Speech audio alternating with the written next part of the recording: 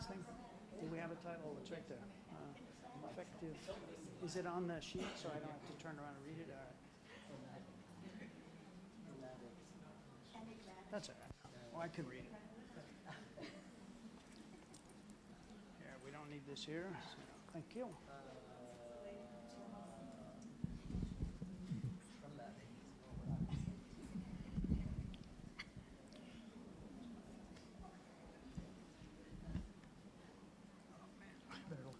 There it is. I can read off there. All right. Just so I don't mess it up. It's pretty hard to read backwards from behind your head there. So we're using this or this? Either one. Whenever you're ready, we have to. Good afternoon. Welcome to the American Center in Hanoi, Vietnam. My name is John Skako, and I'm going to introduce the event this afternoon. We have a very interesting 3 hours planned of discussion about English language teaching. Topic is effective teaching methods for the 21st century classroom. Already 20 years have gone by for the 21st century, so we're a little bit late with this presentation. But we hope you find it interesting. We have 3 very distinguished speakers today. They will each speak for 45 minutes. Following that will be Q&A, both online and in person. So we'll try to be fair so we have questions from both groups. Our very first speaker is Dr. Diane Larson Freeman, Professor Emerita, University of Michigan, and also Professor Emerita at the School for International Training Graduate Institute in the lovely state of Vermont. And then second, Dr. Le Van Kijn from Vietnam National University.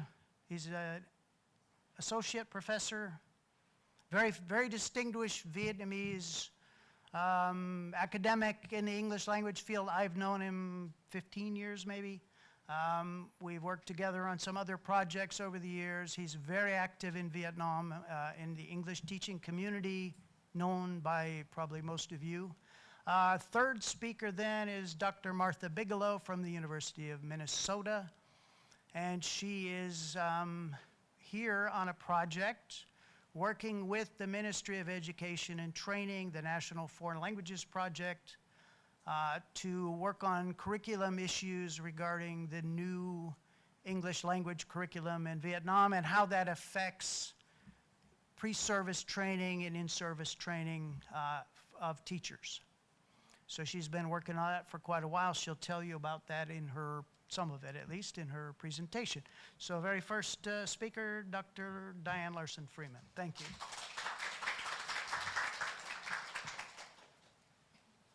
Okay if I stand up? Yes. Go. Thank you, Mr. Skako, and thank you to the American Center for hosting this event. It's a pleasure to be here with you.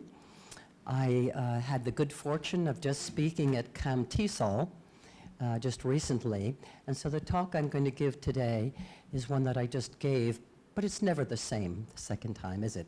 And I've made some adjustments. But I'm happy to tell you that it's good for me to be back in Hanoi, because I actually know Professor Lei even longer than Mr. Skako, because I was in Hanoi in 1990, before many of you were born, I'm sure, speaking at a language and development competition, or conference, I guess, symposium. So it's very good to be back with you. So I'm going to make a case today in my short time with you for learning-centered teaching. And I'm going to speak about that and hopefully give you some idea of what I mean. I'm also going to offer 8 strategies that one could implement if one wanted to become a learning-centered teacher. But before I do that, let me say a couple of things. One is that when somebody comes from outside the community or the environment, you speak one speaks from one's own experience.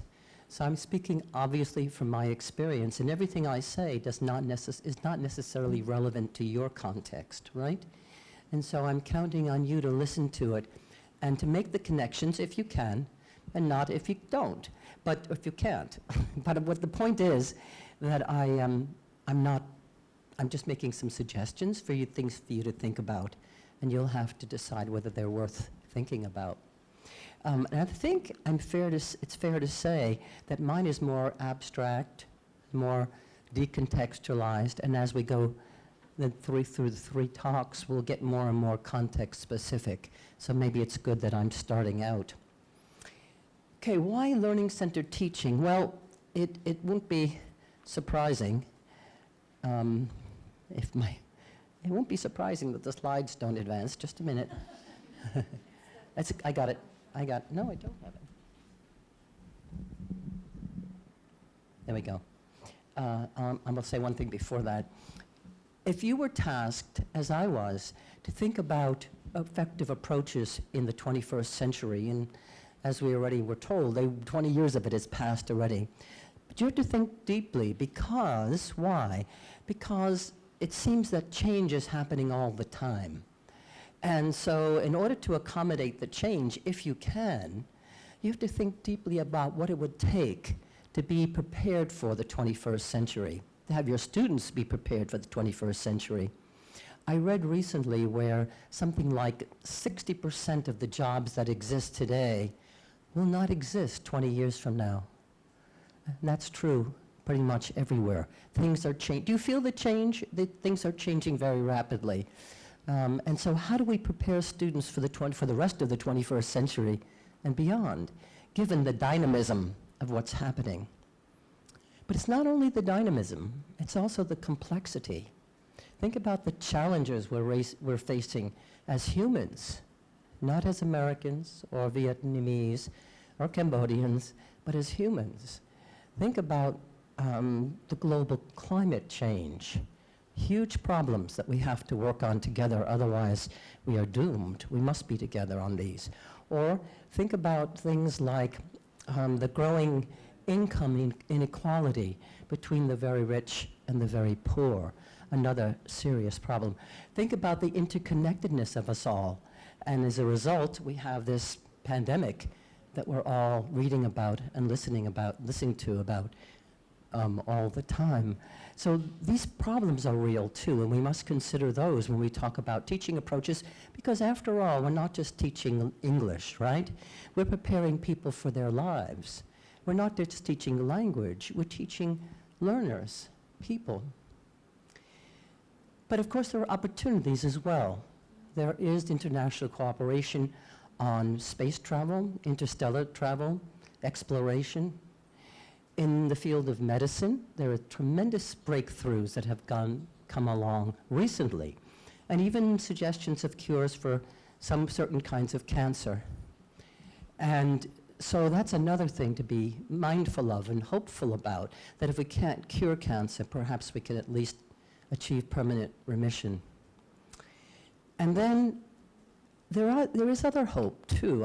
I'm thinking about the international firefighters that went to Australia recently to help put out some of the bushfires before Mother Nature took care of it with the floods, with the rain recently.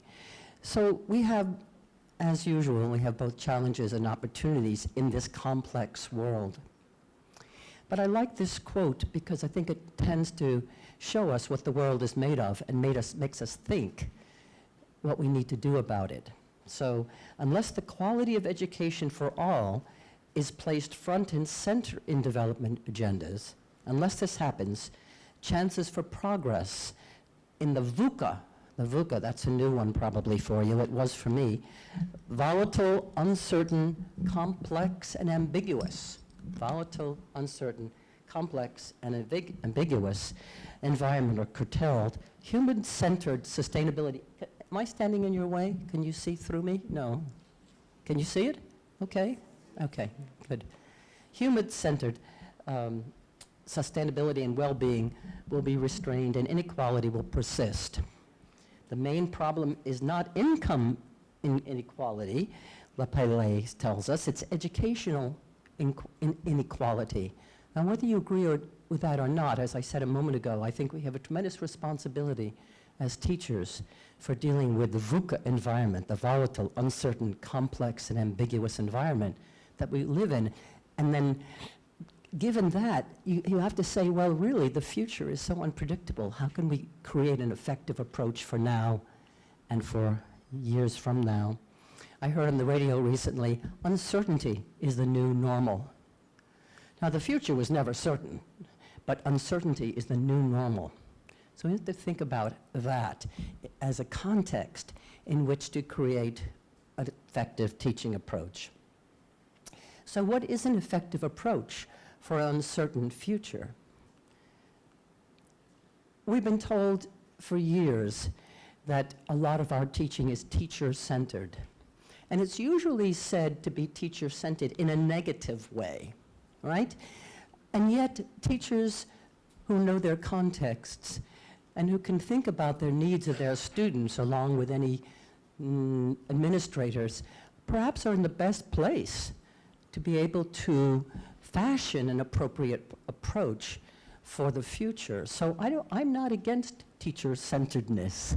I think teachers can be appropriate authorities for their own teaching context. However, it's usually said in a negative way because it's contrasted with learner-centered.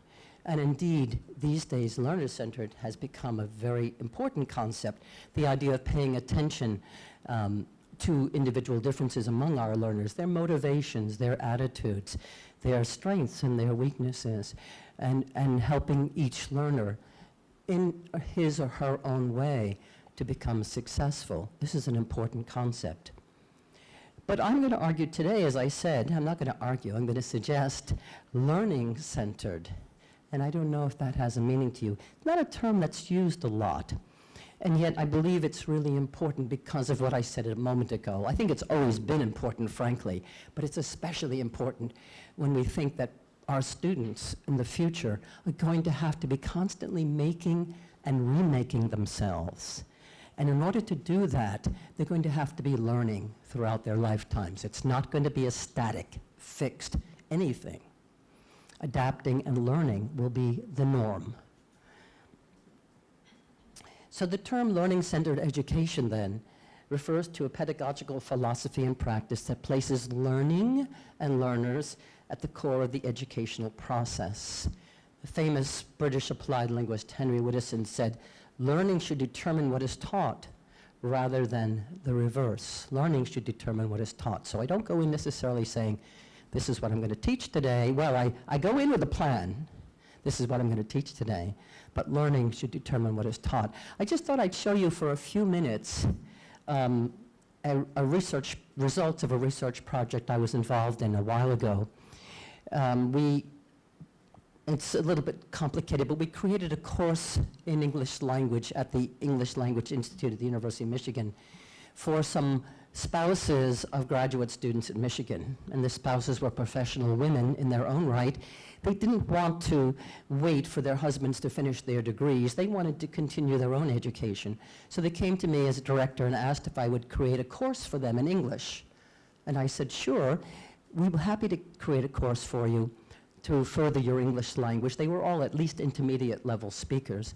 But I'd like to be able to study your language development. Is that okay? And they said yes. So we gave this course. I don't know if you can see this very well. Let me point with my hand. The course was 6 months long, and at 4 different times, we did an assessment of their English. And we looked at the accuracy with which they could speak English or write English, the fluency, the vocabulary complexity, and the grammatical complexity. Those are the four charts that you see, graphs that you see on the slide.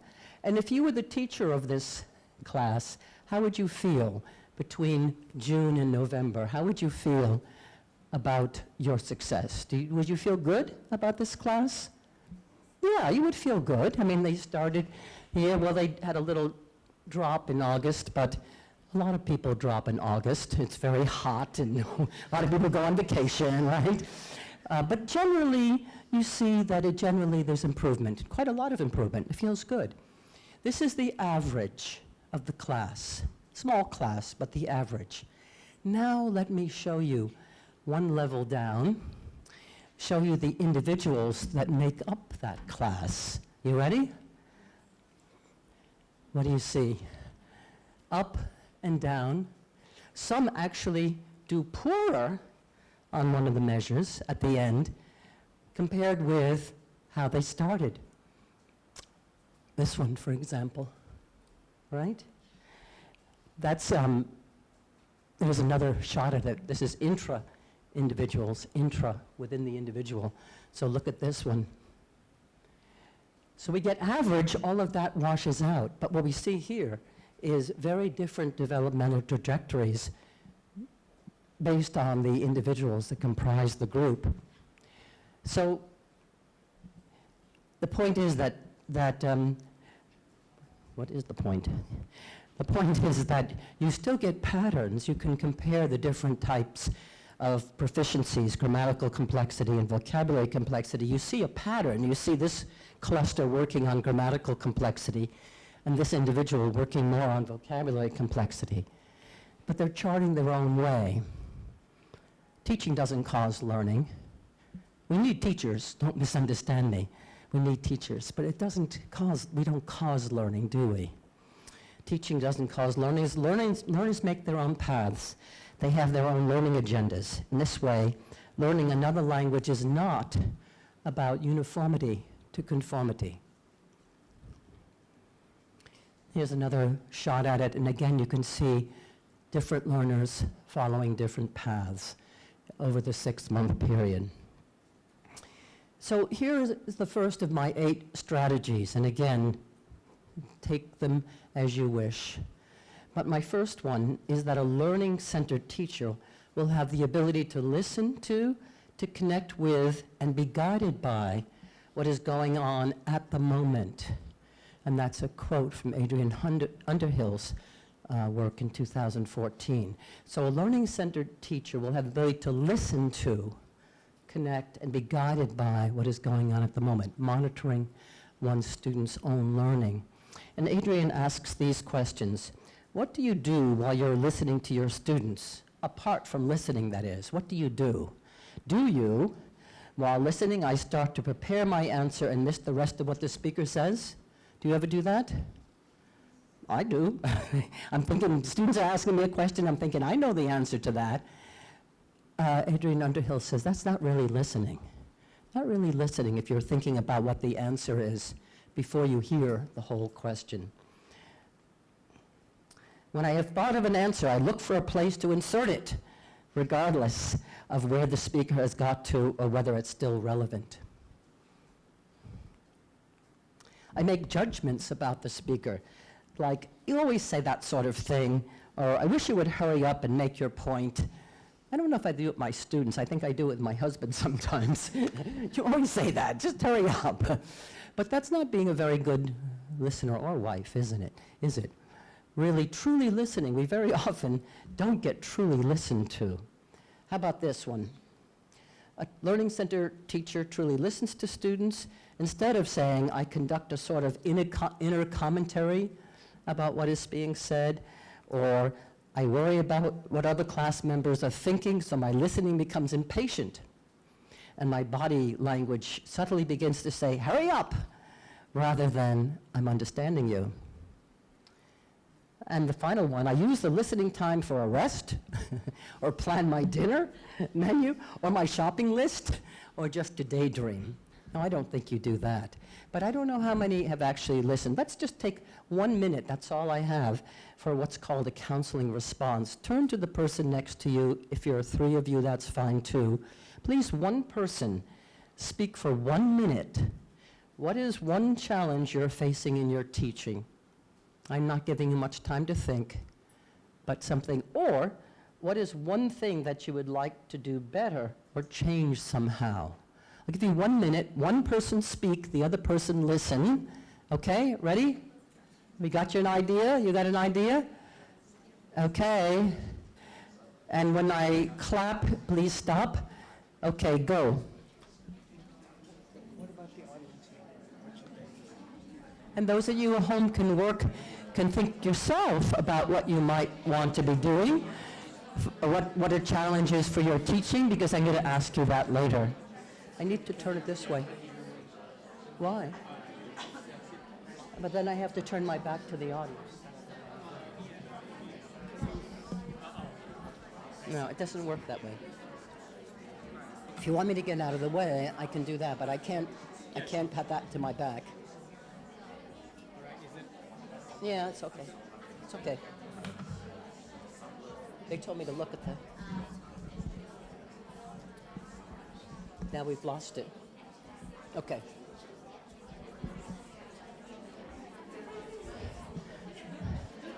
Okay, I'm sorry. I'm going to have to stop you there.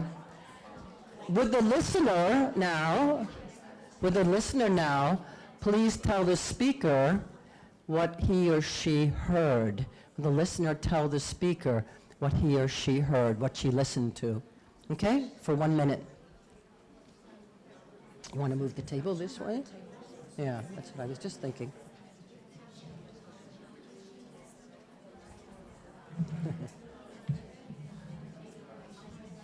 Okay, thank you.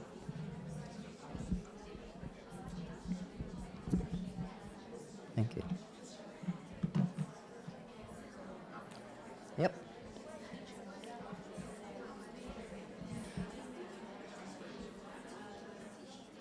Okay. Okay, so I'm going to have to stop you again. I'm so sorry. Whoops, what did I say? I was going to clap. That worked. You do that with kindergartners, right? Today. I just was told there were 400 people watching us, watching all of you. So I hope you were good listeners because they couldn't maybe do the activity in the same way. I have a few activities, but we're not going to have time to do them all. But did you feel listened to? I don't know. I mean, I think it's a good exercise to do from time to time because so often we don't listen very well to the other person. We're so busy preparing, thinking, planning our menus or whatever it is. But a good learning-centered teacher is a good listener. Okay. A learning-centered teacher creates a learning environment that offers affordances to all students. Now, affordances may be a different new word for you, but often these days we talk about language teaching as giving comprehensible input or input to our students that they then process and it becomes output. This is a different notion. It's not about input being processed and becoming output. Rather, because that suggests a one-way action from outside to inside to back outside. Rather, an affordance is a relationship between the person, in this case it says an organism, and a particular feature of its environment. This is a quote from Leo van Leer. And the blue box that some of you can see and some of you can't, the blue box is that of a leaf, and the words say, a leaf offers different affordances to different organisms, crawling on for a tree frog, cutting for an ant, food for a caterpillar, shade for a spider, medicine for a shaman, and so on. What's the point? The point is, what is on offer in a classroom will afford different students different things. Just as I showed you how the same class, who had the same individuals that I showed you the charts, the graphs for, same teacher, same material, same starting point, same ending point, and yet they used the affordances of that instruction differently. So we have to be, I think we should be thinking about affordances. Tom's, in a nice article in the Modern Language Journal, says an affordance creates it's not an isolated activity with input and output or causality of input and output, but a dynamic process that mandates that learners be active participants in the language learning environment. So how can we create affordances where our learners are active participants in the environment? So I have this one example from a book that I was involved with, a book series I was involved with, and I coined the term grammaring, from grammar to grammaring. Why do you think, I created that word, grammaring. Why do you think I created that word, grammaring? What does the ing mean in English? A process, that's right. Is that what you said before? A process or an action, right? Something active. And I did that because I saw so often grammar would be taught as a set of static rules. Students could do quite well on paper and pencil tests or computer tests, but they couldn't do what? They couldn't use it. That's right. They couldn't use it, the rules, to their own purposes later. And so I've made a case for teaching grammaring, the ability to accurately, meaningfully, and appropriately use the patterns of the language. I don't have too much time. I can't really do this, but just very quickly, who lives here? Do you think it's a man or a woman in this apartment? This is an apartment in the United States. Is this a man or a woman? What do you think? It's a woman? Why do you think it's a woman? There are dresses in the closet, yeah? Why else? There's a jewelry box. Mm-hmm. Okay, let's say it's a woman. Do you think this woman is a student? Why do you think so? It's messy. Actually, I've heard people, well, I was going to say, that's sexist. I've heard people say it's a woman because it's not messy. But anyway, I didn't say that. Somebody said that to me. Well, there's a computer, right? There's books. Do you think this woman, who may or may not be a student, do you think that she likes animals? Yes. Do you think she likes pets? Yes. Why do you think so? How do you know it's a cat? There's a cat under the bed, right? And we could go on and try to guess the identity. We can't go on and on today, I'm afraid. You'll have to ask me this secret later. But along with that kind of active involvement with my students, we were practicing a particular pattern. I don't even know if you saw what the pattern was. What was the pattern? Do you know? I was actually doing it more than you. What was I modeling? Because you aren't using it. There are. There's a cat under the bed. There are dresses in the closet, right? There's a computer or whatever I said, right? But if you want to do learning, it's not enough to teach rules as static rules. Teach reasons. There's a lot more logic to English grammar than you might expect. We usually say it's arbitrary. Oh, that's just the way it is. But in fact, that's not true. There is some arbitrariness, but there's a lot more logic. For example, underlying their rule, there's a reason. There's a reason we say there's a cat under the bed, rather than, wrongly, there is the cat under the bed. There was a presentation on ELT in Hanoi today, there is the presentation of ELT in Hanoi today. And the rule says that following the noun phrase in a sentence that begins with there, the noun phrase following the verb should be indefinite. So a cat, not the cat. A presentation, not the presentation. Right? That's the rule. But I said there's a reason for that rule. What's the reason? There's a reason for it. It's not just arbitrary. What is the purpose of the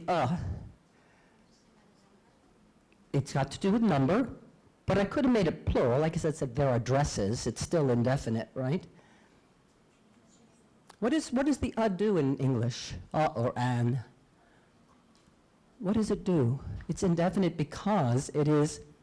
We're not sure which. You're not sure which one, and it is introducing. There are introduces what? Introduces information. So your idea that this was a woman because there are dresses in the closet, you're introducing a reason for, do you see this? A reason for your conclusion. Is that clear at all? Maybe not. Think about it. And the reason you don't use the is because it's not new information. So the predicate in English is the place for new information. If you understand that ask me my name. My name's Diane. Ask me what I do. I'm a teacher. I have been. I'm a teacher. Ask me where I live. I live in the United States. Where's the new information? Where's the information? At the end, exactly, at the end.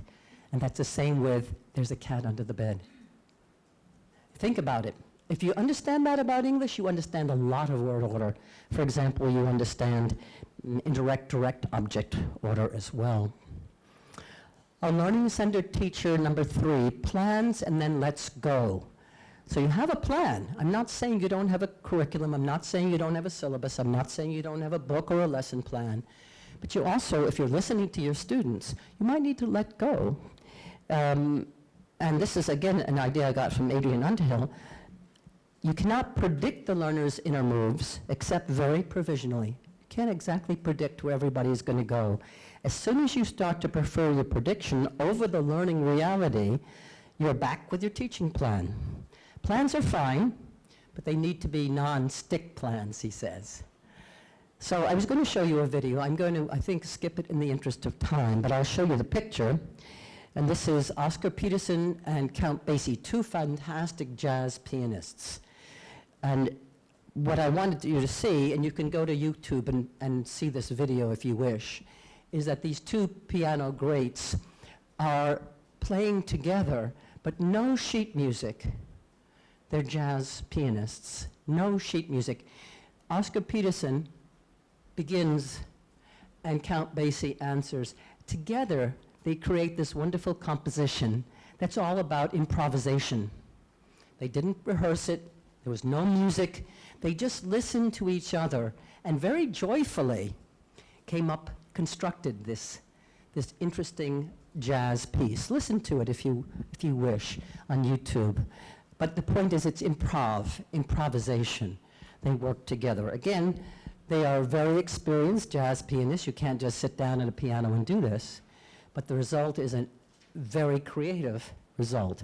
It's this improvisation that enables teachers to respond precisely to the emergent learning agendas in the classroom. Listen to this. The class becomes a living interaction rather than the enactment of a prepared script. And then Keith Sawyer says, balancing structure and balance, here we go, the last sentence on the slide. Balancing structure and improvisation is the essence of the art of teaching. Maybe I shouldn't have skipped the first part because he does say experienced teachers have more scripts to follow. This isn't so easy for an inexperienced teacher. But once you become an experienced teacher, balancing structure with improvisation is, I think, something that contributes to learner-centered teaching. 4, a learning-centered teacher teaches language that is meaningful to the students. That is meaningful. So two meanings of meaningful. First, language that is meaningful, according to Hempel, new technologies have the potential to link learners with the real world, where language is not just a set of abstract concepts and rules, but where it's actually used by speakers to make meaning. Language is a meaning-making resource, and our students have access to some of the new technologies. But even if you don't have new technologies, even if you don't have access to the internet or your students don't, there are things you can do to make language meaningful. Meaningful in the second sense of the word, meaningful to the students, where they want to make meaning is what I mean. So for example, ask me questions about my morning. Please ask me some questions about my morning. People at home, you 400, you can be thinking about this yourselves. So for example, I got up at 6 a.m. You ask me, did you get up at 6 a.m.? Okay, I got up at 6 a.m. Oh, come on. Did you get up at 6 a.m.? You know how to do this, right? I went to the bathroom. Did you go to the bathroom? Yes, I did. I took a shower. I dried off. A little bit enthusiasm, please. Did you dry off? Right. I got dressed. You were happy to hear that. I went downstairs. I had my breakfast. I went upstairs. Brushed my teeth. Okay, we'll stop there. That is a kind of a grammar drill, right? Second person, past tense, yes, no questions. Now, and this is a little dangerous, but I'm going to do it anyway.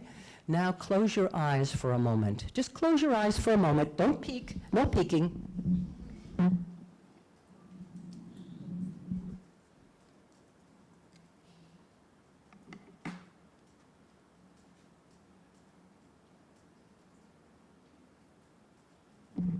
Okay, open your eyes. I've changed 5 things about myself. You need to ask me, did you? It's a test of your perception, too. People at home, I hope you can see this. Did you? Did you what? Did you take off your glasses? I did. Oh, you're still here. That's good. What else? Did I change the mic? Oh, no, I think I always had it this way because I had my... I didn't change the table. It was about myself. That's one. I did 5. We're not leaving until you get them, so... Did you change your name? I changed my name tag. See, it's blank. Well, it's not a name tag, but my badge, yeah. Okay, that's 2. See, it helps to sit in the front, doesn't it? No, I didn't. That would have been a good idea when I had a chance. 3 more. Did you change something with your name? I did. Did you not see I went like that? 2 more. No, that would have been a good thing to do too. I still have some jet lag. No, I did not sit down. Well, one of them is going to be, no, I didn't do my hair either. That would have been a good idea. One of the things is not going to be so easy to see, but unless you really looked, you see that one leg is longer than the other leg. Can you see that? Because I rolled up my, excuse me, just a minute. I rolled up my waistband. Okay, one more. One more.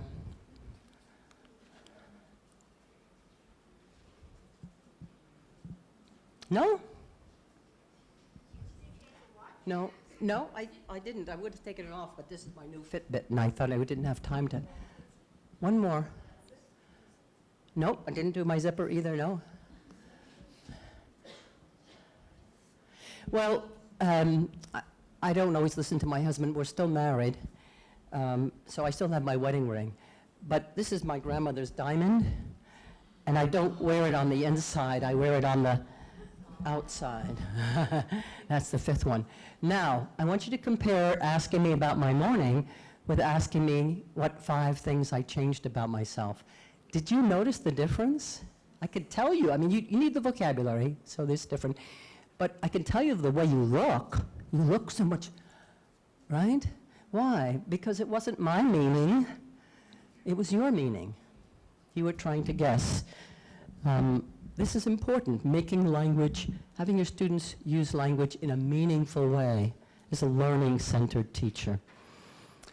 Okay, and you can use technology to do that. Rodney Jones spoke last year, 2 years ago now, at Asia TEFL about students make recordings of themselves. They can later watch, reflect on, transcribe, or make vocabulary lists from them. And a University of Michigan colleague has students create their own corpus by collecting articles of interest, digitizing them, and then using that as the content of the lesson. That can be done with elementary school students too. It can be done with their smartphones, their mobile devices. A learning-centered teacher creates a porous classroom. I really like that word. I'm not going to take you through the whole quote. It's too long. But the idea is that, and this is so true these days especially, that we can't just have the walls of our classroom and all the languages inside the classroom, right? Really, the classroom walls become windows because the language that's being used in the environment, in the internet or whatever, is going to permeate in our class. And what Mike Breen says is we should then take that language and help our students together with us learn from it. Now this isn't so easy to do, but I think it's a great way of teaching learning from language to your students. So at the University of Pennsylvania, I was listening to the radio, and I encouraged my students to bring in language that they found interesting. And this is one bit that they found. On February 2nd, this is last year, 2 years ago now, 2018, the Philadelphia Symphony Orchestra is performing Beethoven's infamous 5th Symphony.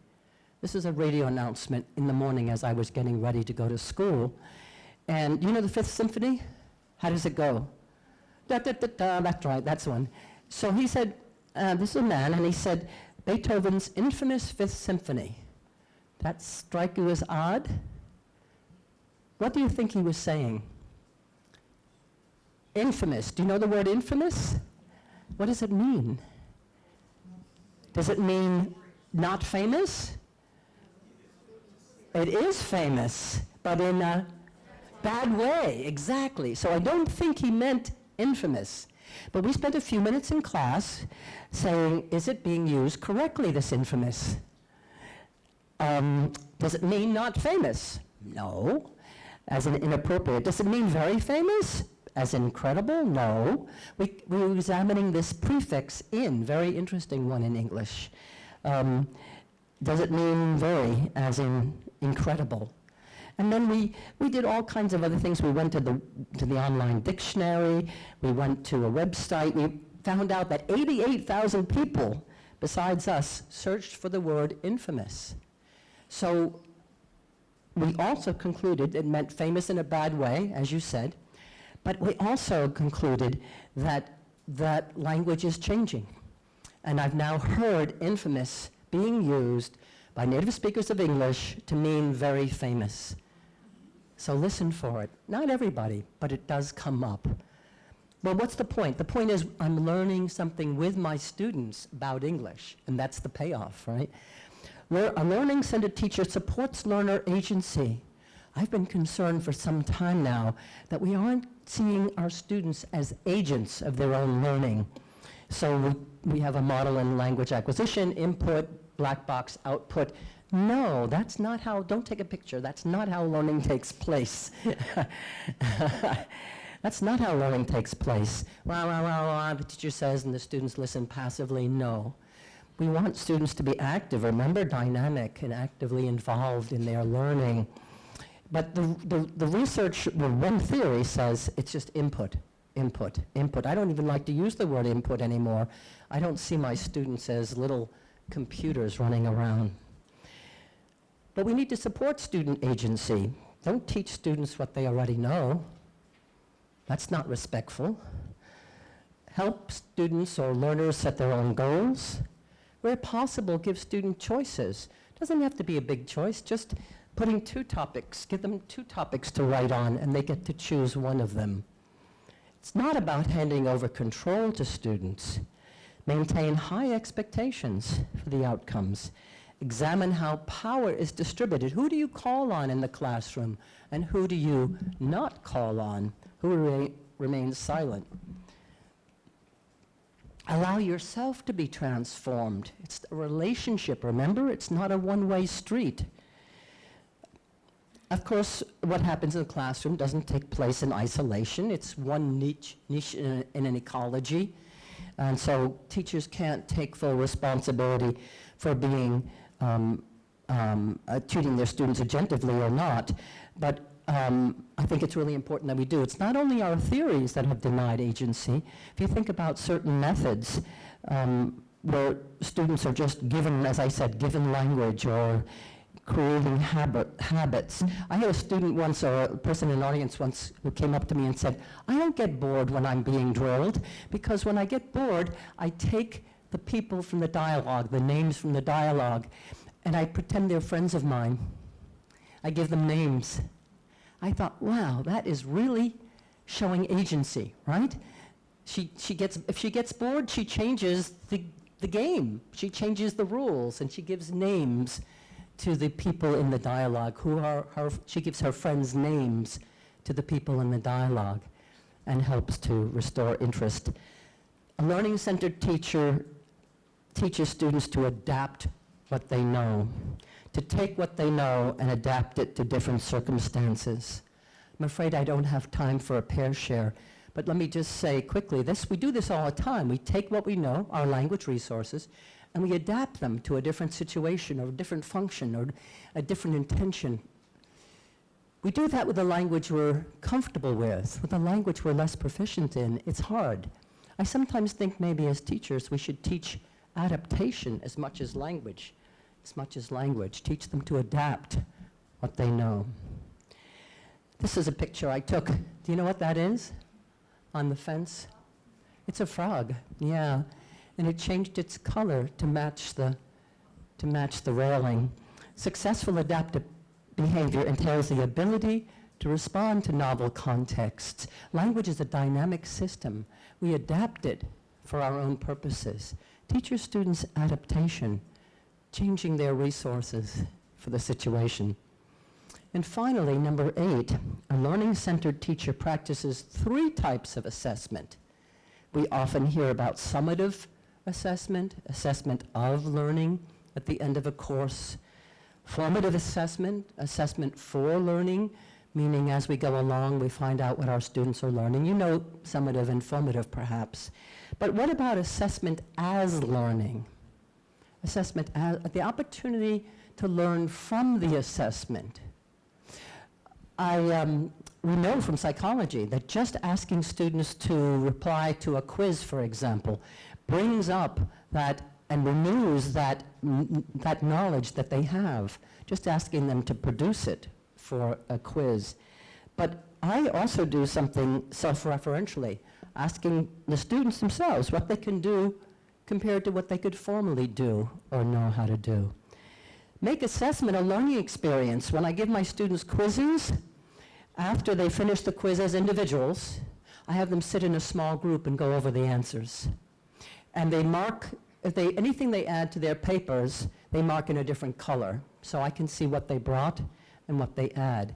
But going over immediately over their answers gives them a chance to learn from the assessment as learning. Have them assess themselves. Perhaps our biggest challenge as learning-centered teachers is to be comfortable with uncertainty. The future's unpredictable. Uncertainty. Students will bring in language that we didn't bring in ourselves. We have to be comfortable with that. It's not so easy. Not so easy. I've taught a language that's not my native language. I know it's not so easy. Learning-centered teaching requires a shift away from expecting things to happen to embracing the uncertainty in what might happen. It's a tall order. This is not easy. But if we are to prepare our students for the unpredictable, the 21st century and beyond, then we must be willing to face the uncertainty ourselves, I think. Given the complexity and ever-changing conditions in the world, learners' ability to create their future, to create and recreate themselves for the 21st century will be essential for their maintaining a livelihood and a sense of well-being. Thank you for listening.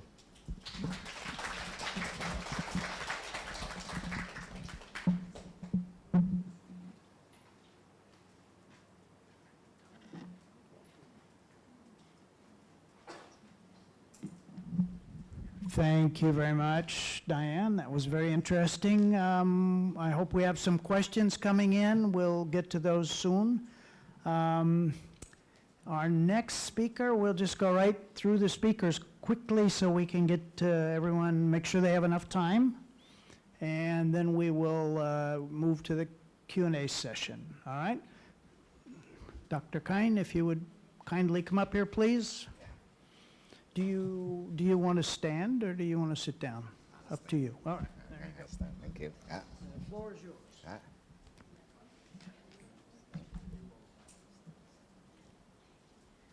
So, hi everyone, and first of all, I feel so greatly honored to be here as one of the speakers to all of you, and especially I'm so excited to meet Dinah again, after so many years. Actually, as Dinah said, we met first time each other in Hanoi here several years ago, and also at a very important event, that is the international conference in Hanoi, and in which both of us were the plenary speakers. I'm very young. And we are young now. Yeah. So actually, my talk is a kind of an illustration of what Dinah had just said.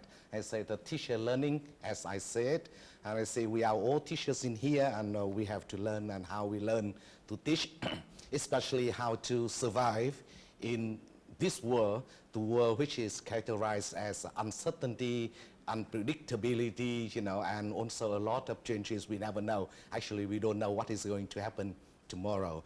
And actually, from my personal experience, I know that teaching has been always uncertain, always unpredictable. You get into the classroom, even though you are very well prepared, with a very well well-planned lesson plan, and you never know what is going to happen in the classroom. And many of the cases, you have to go away from your lesson plan and to, like I use the word Diana has just said, to improvise the learning in the classroom. So I talk about the teacher learning. We learn in order to teach. That is.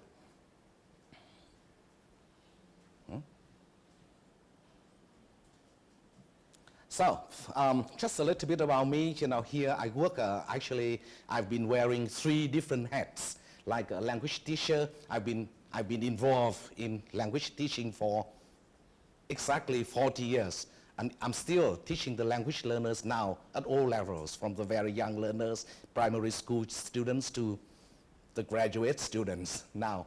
And also I'm a teacher, educator, and I really enjoy working with teachers. And I believe that working with language teacher is more challenging than working with the language learners, because the learners listen to me, but the language teachers never listen to me.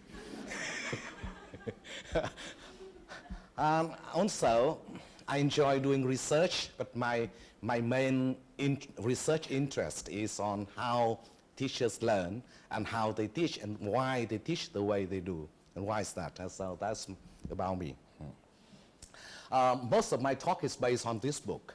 The book, I am one of the editors, Building Capacity for Language, English Language Teaching in Vietnam, which is recently published by Routledge. So probably this is one of the answer to the question Diana has just raised. What is one of the challenges you are encounter with in your teaching? So you see that I believe, metaphorically speaking, teaching is something like throwing seeds around, and some seeds, fall onto very fertile land, soil, and they sprout and grow very well, some on stone. You teach a group of 30 or 40 students, a very small number of them seems to make very good progress, seem to be very active, and they learn very well. Some a little bit slower, some do not seem to learn anything at all. And you feel unhappy, uncomfortable. You think that, oh, I'm a terrible teacher. I cannot help all the learners learn. And you fail, and you think about your problem, think about your failures at night, and many of you feel that, okay, probably teaching is not an appropriate job for me and I cannot teach it, so I have to quit or I have to find another job. But actually, this is the challenge of teaching, and it is this kind of challenge that makes teaching more interesting, more enjoyable, because we need to find more new ways, or I like the word novel ways, to respond to the learner's learning and to respond to the uncertainty that usually occurs in the classroom. We look at the methods. Yes, we've been, told to follow different kinds of methods and approaches. But the problem is that, like teacher-centered pedagogy, learner-centered pedagogy, and now, learning-centered pedagogy. The problem is that there are students who seem to participate in all communicative activities very well, very actively in the classroom, but they didn't show good performance at test. By contrast, some students seem to be very silent, very reserved in the classroom, but they performed excellently on test. Why is that?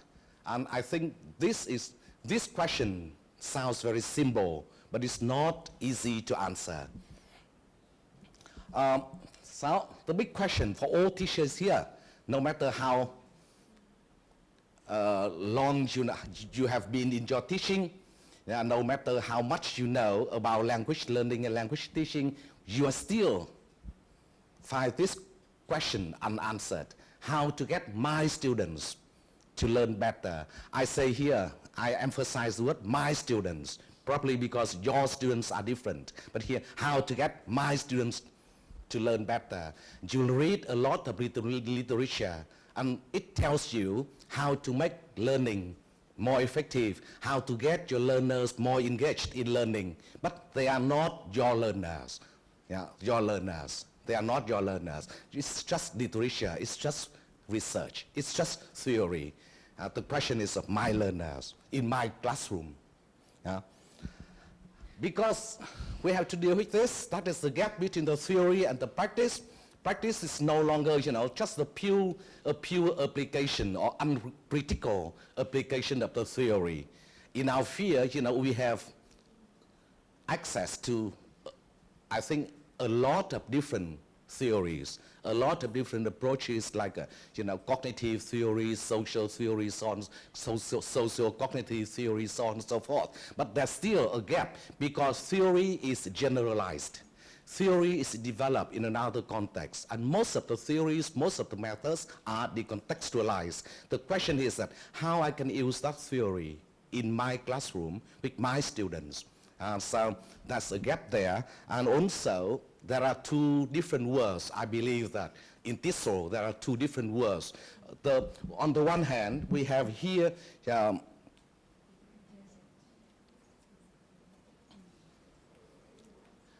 this side, a very ideal area. Okay. Okay. So, learners are very motivated. The teaching and learning conditions are so good. Everything is available if you need that. The teachers are very well trained, well qualified, and also well paid. Teachers don't have to teach extra classes for extra income, and teachers don't have to do housework. Teachers don't have to babysit. So that is the ideal world. But on the other side, we have this world, and this is where I find myself.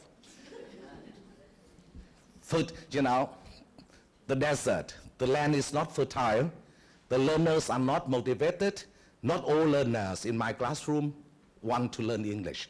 Most of them learn English simply because they have to learn it. They don't know why they have to learn English, and they don't know why they need English. So they don't want to learn English. And also, the teaching conditions are not quite good. Say, for example, the teaching hour is so limited, 3 hours a week, 4 hours a week, and after my lesson, once my lesson is over, the learners get out of the classroom, and they get themselves prepared for the next lesson, and they forget what I have taught them. Next day, they come into the classroom forgetting almost everything. So that is different words, and this is the problem with teaching, and also with the theory and the practice, the wide gap. And the gap seems to be getting wider and wider. So, but as a teacher, I have to do this. I want to teach in a way that encourages more learning and to happen more often. Dinah, I just said that a learning center teaching. So a learning center teaching can be defined roughly as the teaching that brings about much learning. So, but how can I do that? I have to find a way, but to open my eyes to it, to recognize it, to know what it is, and I will to learn to see learning better. Sometimes we think that we are teachers, we don't need to learn. Or we are teachers, but we don't know much about how learners learn. If we don't know about how learners learn, how we can help them. So my philosophy is that we cannot teach the learners. I don't think we can teach the language. All we can do is just to create the optimal conditions for learning to happen, nothing else. Or to use the Dinah's word or the Van Lyer's word is the affordances, to create the affordances for learning. we know, from now we know, this is what I learned from Diner, the complexity theory. In the past, we used to think that there's a direct relationship between teaching and learning. In other words, we used to believe that learners would learn what they were taught. But now we understand that learning and teaching are not of the causal relationship, or it is not of the linear relationship. Learning is dynamic. Learning is immersion, and it is complex process, very complex process, and the same can be said about the learners. Learners in the classroom here are different individuals. They have different learning history. They have different motivation. They have different learning mindsets. So we need to cope with that. So we need to have a new way of looking, or new lens, open our eyes to the new things. Long ago, Stevik said this, but I still, it is still valid now. Success depends less on linguistic analysis, materials and methods, and more on what goes on inside and between people in a language classroom. So it seems that we invested a lot on the materials, on the textbook, on the curriculums, and also we have invested a lot in training teachers with the new teaching methods. And we know that it doesn't bring the desired outcomes simply because learning does not happen that way. It is more on inside and between the people. So as a teacher, if we want to become effective teachers, I think the term effective teaching is very controversial, and we cannot find a consensus on what effective teaching means, because it is situated. Effective teaching is situated, and also it is culturally bound. So we need to understand what goes inside, and we need to understand the learners, how they learn, what their challenges, how can we help them in order to become effective teachers. So we have to inquire, we have to investigate the teaching, the learning, and everything in the classroom, everything related to our job. And how can we learn that? How can we start with that? Now, I think the starting point is the learners. Who are my learners? Who are my learners? So the starting point is the learners. The second question is that, what do my students need? What do they need? What are their learning needs? What works for them? What kind of activities seems to be effective to them? What kind of teaching method seems to be effective to them? So on and so forth. What kind of materials are more appropriate to them? And what doesn't? The question is also what doesn't. That is about my students. But as a teacher, I'm a human being.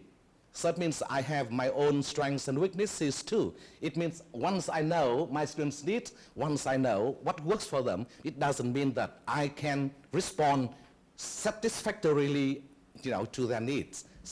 Because sometimes, I know my limitations. So I have to ask myself as a teacher a question, what do I need as a teacher in order to cater for the learner's needs? What do I as a teacher need? And what works for me? So for example, I am not quite good at oral English.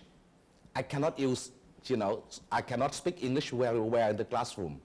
And it takes me time, it takes quite a long time to improve my speaking skills. In that case, what can I do to compensate for my weaknesses? So what works for me, what doesn't? When I'm teaching the young children, I cannot sing, I cannot dance, I cannot... What are the alternatives, techniques that I can use that suit me, but still help my learners learn?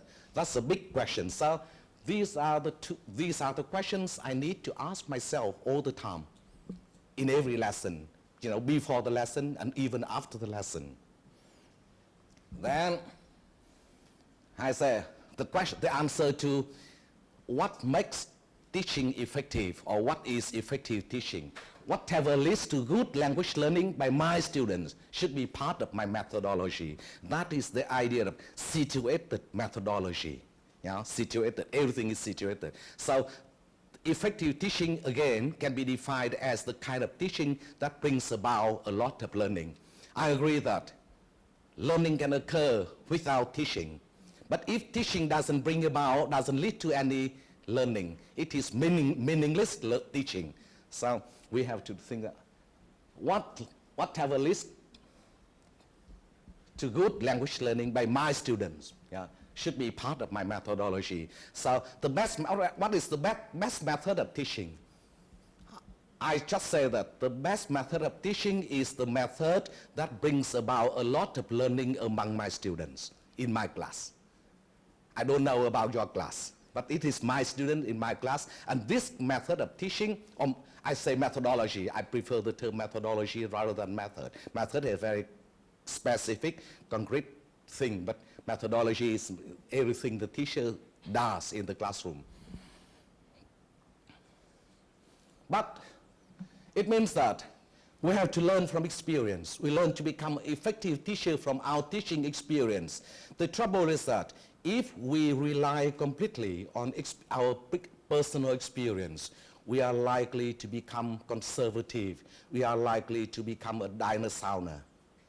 So we need to update ourselves with the theoretical developments in our field.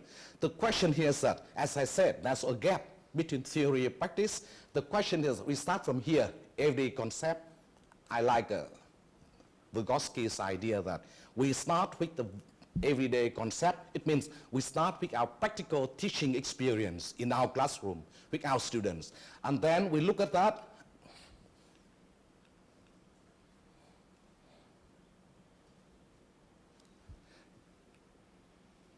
through the theoretical lens, yeah, and these two things interact. The question is that the interaction between the scientific concept or academic concepts or theory and the experience does not happen automatically. It has to be mediated. It has to be mediated. The question here is, what mediate? In our case, first we need experts. We need more capable peers, to use the term, Vygotsky's term. We need experts like Dinah, like Martha here, but they are not available all the time. So we need to talk with our colleagues. Need to talk with our colleagues in your school, need to talk with our students, and also we can use technology, yeah? Contact people digitally or electronically everywhere, so get ourselves connected with the whole community. And once the results of the interaction between the theory and our practical experience here is the true concept, means we understand better the nature of teaching and the nature of learning, and we know better how to help our learners learn better. That is where we come to have the true concept here. And by doing that, you develop your identity, your professional identity, I call identity in activity. So by doing that, that is the theoretical framework that guides my professional life for several years. Yeah. In other words, theory, I say theory without experience is empty. However, experience without theory is applied. The question here is that we develop the basis, the dialectical unity of theory and practice, and this is your theory. This is the individual teacher's theory of teaching and learning. And you share your view with your theory, your basis with others. You develop that. In other words, you generate the new ways of teaching, or you create the new ways of looking at teaching and learning.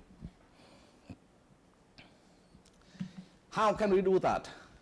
I say, first of all, recently, in my article I just recently published in the teaching research, language teaching research, I say of the knowledge base of language teacher, there are a lot of components. But I argue that the pedagogical learner knowledge should be foregrounded in the teacher knowledge base. And I myself initiate this term, pedagogical learner knowledge. It means the knowledge, the teacher's knowledge of your learners. That can be used for your teaching.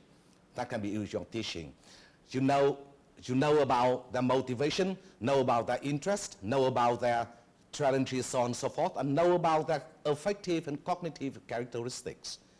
And you use that knowledge to develop your own way of teaching. That is what I call pedagogical knowledge. So in order to teach, the process of learning to teach well here, we start with who is taught. Again, the starting point is who are my learners? Who are my learners? What do I know about them? We need to learn about them. How can we learn about them? We can talk with them very easily, and one of the things I am very much interested in is to use exploratory practice. You integrate research and teaching within teaching activity here, and this kind of practice. Actually, I've been talking about this kind of practice in a couple of professional workshops here in Vietnam. The exploratory practice developed by Nick Allwright and Judith Hanks. Who is taught? We need to understand that. It doesn't mean that we teach everybody in the same way. And after that, you need to look at the second issue, what is taught?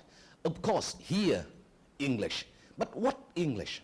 You look at the textbook, and you need, relying yourself on your knowledge of your learners, you need to decide what is relevant to my learners, what is not.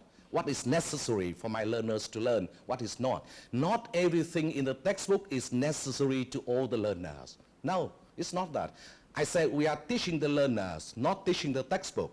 But unfortunately, from my personal observation, I work with the high school teachers, and I know that a great number of them are so much concerned about covering or finishing the textbook. They don't care much about the learners. Or they use this kind of technique, that kind of technique, this activity, that kind of activity, without understanding what this activity, what this technique helps my learners learn.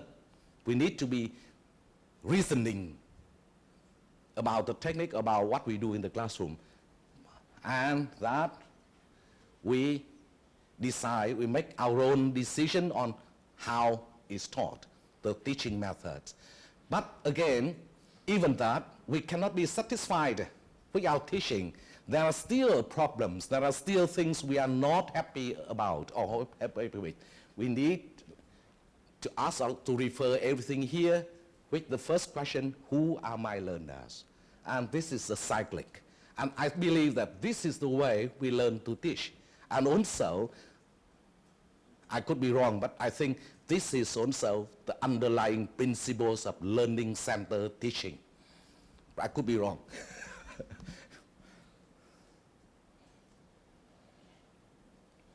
So, my final thoughts, I give you some of my final thoughts because of time limitation. The first is that the truth is that the way we love changes everything. We love teaching, we love what we are doing, we love ourselves, and we love our learners. If we have that kind of love teaching, love ourselves as a teacher, or love the learners, we know and we motivate ourselves. We are under the pressure of changing ourselves, changing our teaching. So it has a lot of layers. The physical, the emotional, everything. We need especially the cognitive here and also the emotional.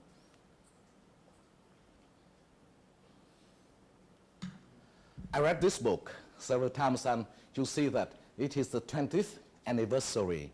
The very, very good book, and I just like that. Good teaching cannot be reduced to technique.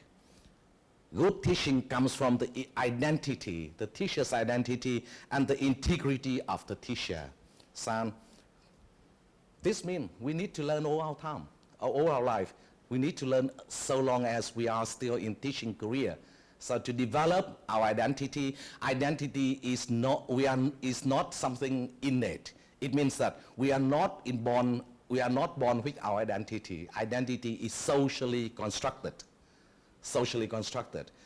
We work with the learners, we work with other teachers, we participate in professional development activities like this, and we talk with the people here, and we change, we develop our identity. So identity, we say professional identity is socially constructed, not something innate. Something. I like that. This is my guiding principle as a teacher and also as a language teacher educator. When I work with the teachers, I also talk with them and try to learn about them. What are their needs? How can I help them? In what ways? And also more different. Their stages of development. I'll tell later. This sounds very, a very vast word, but it's true. Teachers as learners. What do we learn? Learn about teaching, learn about learners. First of all, learn about teaching, learn about subject, but more importantly, and this aspect tends to be ignored in Vietnam, at least, that learn about learners. If we decide to learn about learners, we fear that our learners are also our teachers. They teach us a lot about how to teach them, how to help them. That is the idea of responsive pedagogy. Responsive pedagogy. So we need to learn from the learners as well. I do not mean learn the knowledge or learn the subject matter from the learners, but learn about everything, looking at the learners as social beings. Not only biological or psychological beings, but they are also social beings. And we need to learn about them. And they become our teachers in that sense. In order to develop that, in order to become a language teacher, we need 3 different things. First of all, like it or not, our teaching is so much influenced by our predisposition, our beliefs, our cognition. We call the situated knowledge. The knowledge we learn while we were students. The knowledge we learn at the service teacher training programs, and everything. But most of them, the situated, they are tacit. Something here, but I cannot articulate it. I cannot verbalize it. So tacit. And it is the most influential component to the way we teach. So that is situated. And then we need to look at the technical know-how or the theory. We need to update ourselves with the recent developments in our field, to read books.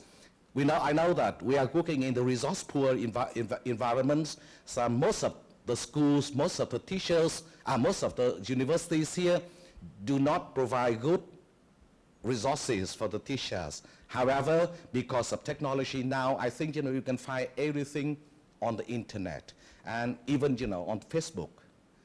We have the professional group here or groups of interest here in the Facebook, and we can share the ideas there. So the technical how, but everything here need to have a critical reflection. You reflect, you need to question your teaching experience, your teaching practice in light of the new theory. And also we question the theory in light of our practical experience, our contextual experience, in order to develop our situated knowledge, our practical knowledge, because it is the situated knowledge or the practical knowledge that resides in our mind here. We don't know, we are not quite aware of that. That influences most the way we teach and also the way we learn to teach. So 3, they are interact with each other. They are interacting with each other. Again, a teacher and a learner is like a tree. We grow, but we grow through different stages. The question is that we need to identify in what stage of professional development we are in, and in what stage of development our learners are in, and we make decisions on how to intervene. Even when you are working with teachers, from my experience, when I train the young teachers, the novice teachers, I say teachers with less experience, I do differently, do something differently. But with the experience, the veteran, the seasoned teachers, I have to use another approach. So, because teachers develops over time, and learners also develop over time, and each stage of development has its own characteristics. We need to understand about that. So one size doesn't fit all. So you yourself too, you need to understand at what stage of professional development you are in and how you learn. So like a tree, so that you can go. And also, a tree can grow well or not or badly, depends also on the ecology. Here are also the words affordances. Affordances. But sometimes, you know, we work in the unfavorable conditions, but if we have good agency, we can exercise our agency and we can create something, you can create the affordancy for ourselves. I believe that if you cannot change the environment, change ourselves. Sometimes, you know, we cannot change the environment. For example, we cannot ask the government to pay us better next month or next year. We cannot ask the government to reduce my teaching workload next year. We have to cope with that. But change ourselves, how to manage the challenges, how to cope with the challenges. And finally, I say, this is the way I define learning to teach as I see it, embedded in the context of everyday teaching experience. So each teaching experience is also a learning experience for the teacher. And teaching expertise develops through critical self-reflection of that experience in light of the current theory of language, language teaching and language learning, and through practicing what is being learned. Also practicing means using it in your classroom and learning from experience. It is the process is a personal one. No one can force you to do that. One of my professors, you know, who taught me at my MA program in the United States, Julian H., he said that we can train teachers, we can educate teachers, but we cannot develop teachers. Teachers have to develop ourselves.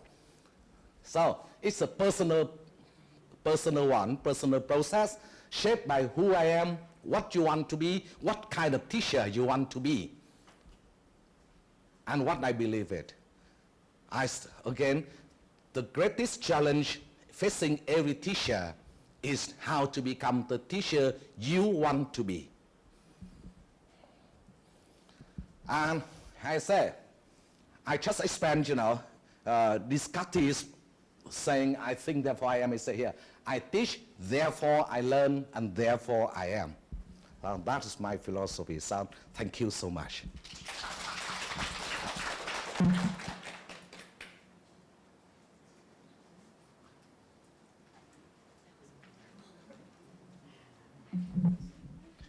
Thank you very much, Dr. Kine. And now, Martha Bigelow and her colleagues, two of your colleagues, I believe, are going to come up here. In a minute. I would just say there is tea and coffee, I believe, outside if you want. We're not having a formal break here. Those of you at home can feel free to make a sandwich or have coffee or whatever you want. Those of you who are in here, if you do need to get up and leave for a few seconds or minutes or something, please feel free to do that. We're not going to have a regular break. Okay. It doesn't matter. Hi, everybody. I am absolutely delighted to be here. It's an honor to be on the panel with my distinguished colleagues. And of course, Dr. Larson Freeman is going to get us grammaring in her talk. And the whole time I've been thinking about learning-centered versus learner-centered. And then, you know, thinking also about, like, what does it mean to teach for learning versus maybe understanding? And so, like, lexically, it's just been an opportunity to reflect on really what those words mean. And of course, you would get us grammaring. And Dr. Khan, I love your metaphors for ecology. and creating an agency that we all have in ourselves, and thinking about affordances too. And I can tell that even though you say that you live in a desert and you say that you fail every day as a teacher, I love your quote, "The way we love changes everything." And I can tell that you really love and care about teaching deeply, and deeply about teacher education as well, because I've read some of your work, and I know that you have thought and cared very deeply about teacher education.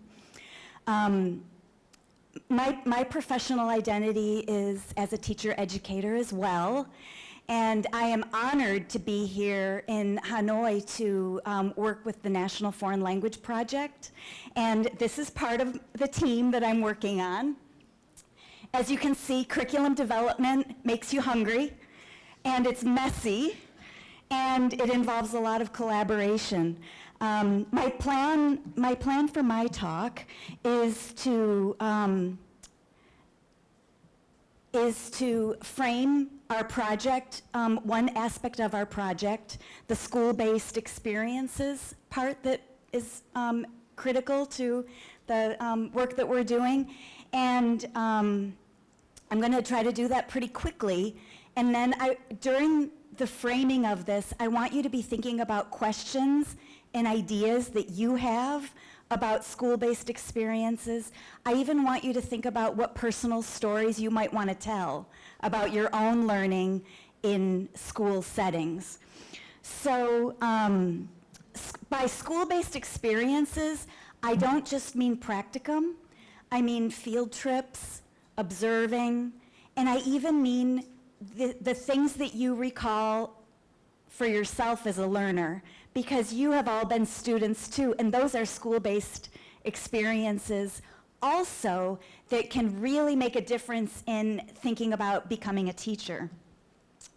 I think that it really takes a village and a very healthy ecology to grow or build or develop or educate a teacher. It takes many, many people. It can't just be the universities and the colleges. It can't just be our own experience. It can't just be the school-based experiences alone. So I feel like we have to really think about how to work together, and today I'm going to be speaking especially about the possibilities that we might want to explore in the school-based contexts. In terms of the theme about teaching for the 21st century, I think that one of the main things that we learn in the literature over and over again is that teacher quality matters. You can have strong educational policy, you can have strong curriculum, but you have to have strong teacher quality in order to really achieve the goals that you want to achieve for the 21st century. So the outline of my talk is to share some of my experiences with school-based collaborations and school partnerships from the University of Minnesota, where I am. Talk about partnerships that we develop with schools and features of partnerships, mentor-teacher qualifications. So I might use the wrong word sometimes for you, but when I say mentor-teacher, that's the same as cooperating teacher in the school, right? Like the person who is a full-time K-12 teacher, okay? Sometimes I'll say student, but what I mean by student is teacher candidate. So that's the teacher candidate is the student in the teacher education program. And when I'm talking about the kids, I'll try to say kids or children, okay? So we'll talk about mentor-teacher qualifications, and I have a couple of examples of assessments that you can use in school-based learning experiences, because you don't just want to send the teacher candidate into the school, to be on their own. They need to have support and they need to be assessed. And this has to do with not only helping people become teachers, but if there's assessment, this is also a mechanism to help people maybe not become teachers, right? It's because if you need a system to help people decide that maybe teaching is not for them as well. and school-based experiences might be the best place for that. And then we're going to spend some time with discussion. I hope to save at least 15 minutes for discussion. And some of my colleagues here, Dr. Cow and Dr. Wynn, are in the audience, and they will come up and help me with questions. I'm not in charge of the National Foreign Language Project initiative to redesign and propose teacher ed guidelines. I'm just a consultant and a partner with them. So I don't pretend to be in charge of this. So we have some colleagues here. The new model for English language teacher preparation in Vietnam at the moment has two main innovations that I can see that are going to be very beneficial for Vietnam. The first one is specialization across 4 different contexts, and you know them: kindergarten, elementary, lower secondary, and upper secondary. Because as you say, context is everything. Context is absolutely everything. One of the ways that we can get into understanding context is, of course, through courses, but also through practicum and other school-based experiences. So that's one of the new innovations, is more specialization at different levels. Not that you won't be prepared broadly, but the proposal is that teachers will have the opportunity to go into depth in a specific age group.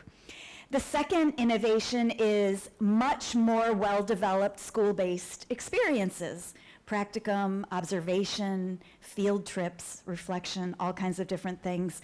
And some of the school-based experiences will be embedded in courses. So you'll have an opportunity maybe to go to a school at different times throughout your 4 years as a teacher candidate, but also through practicum. So that's just an overview of 2 of the exciting things. Stay tuned, there will be more, and it's still a work in progress. When you think about school-based experiences for foreign language teachers, you have to think about who your partners are. Here in Vietnam, you know, we've got MOAT as a partner. We've got the K-12 schools and universities and colleges, but also we've got communities and families. So it takes a village. I want you to think, as I'm going through this at a pretty quick pace, when should teacher candidates start having school-based experiences? We know that when they start, if they're in their first year, their proficiency might be a little bit low, right? But that doesn't mean they can't be of use doing something at school. Maybe they can observe, maybe they can pitch in, maybe they can work with a child. But we have to think about when that should start. What can they do with lower levels of proficiency? We know that in their 4th year, hopefully they'll be at B2 or C1 level and be able to do all of the things that a teacher would want to do in a school. But maybe when they first start, they won't be able to do everything. How can we support their learning? How do we make sure that everybody benefits? And most importantly, how can we make sure that when teacher candidates go into school, that the children benefit? We don't want the children to be harmed, fall behind, bored. We want the children to benefit. We don't want them to be like guinea pigs. We want them to learn. So, of course, you're thinking, oh, you know, there's partnership challenges. And it's very important for all of the partners to respect each other, because I think that every person from every point of view in the partnership is sometimes judging the other one, and possibly negatively, right? Like, oh, the university professors, they don't know the real world, or, oh, the teachers in schools, they're not updated, or, oh, you know, somebody doesn't, the teacher candidate doesn't have the proficiency, right? We have to stop thinking about deficits.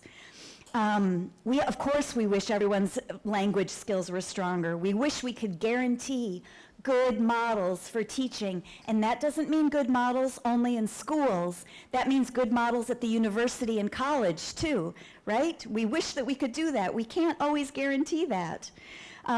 We wish that teacher educators all had recent and relevant experience. You know, it's very difficult to find a teacher educator that has recent and relevant experience at kindergarten. It's difficult to find that. We wish we had more space in the curriculum to do more things. We wish we had more help organizing and supervising practica. There's all kinds of challenges and limitations. But we have to think about opportunities. We are much better together than we are apart. We really need to work together. We can learn together from each other, but that has to be based on mutual respect. We have graduates from our programs, from colleges and universities that are very strong teachers. Maybe we can partner with them first. We know them, we have relationships with them. And for our partners in the schools, I think that they have many leadership opportunities through partnership. So maybe, you know, as senior educators in their schools, you know, maybe they're feeling like they're doing the same thing year after year, but when they get involved with a partnership, maybe they can take on a new leadership role and be their best teaching selves. At the University of Minnesota, these are some of our basic parameters, just so that you know where I'm coming from in my world. Before any teacher candidate is allowed to start doing practicum, or we call it student teaching, they have to observe for 100 hours. It has to be supervised by qualified teachers, and they have to do it at every level to be a foreign language teacher where I'm from. So K6, 5-8, and 9-12. We kind of think about it in 3 levels. Here you think about it in 4 levels. Once they get into their practicum, they have to do 12 weeks of continuous teaching. However, this 12 weeks, it's not like they're on their own. One of our biggest innovations is that student teaching or practicum always involves co-teaching. It's not sink or swim, it's always collaborative. Experience have to be supervised by a teacher in the school that evaluates them, and somebody from the college or university too. So there's 2 people supervising and supporting the teacher candidate, 2, okay? And then our mentor teachers get an honorarium as well. Not a very generous one, but at least they get paid a little bit from the university because our teacher candidates pay tuition, and we value them very much.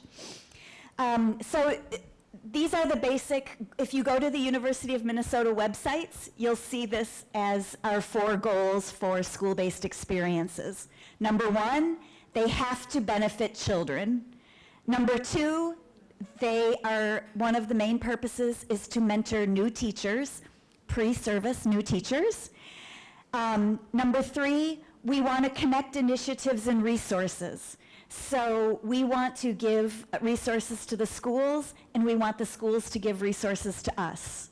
So that looks different all the time.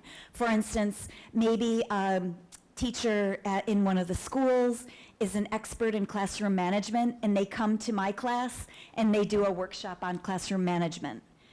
Another teacher in schools can teach our pre-service teachers about all the greatest, newest technologies used in high school foreign language teaching, and they come to campus and we do that.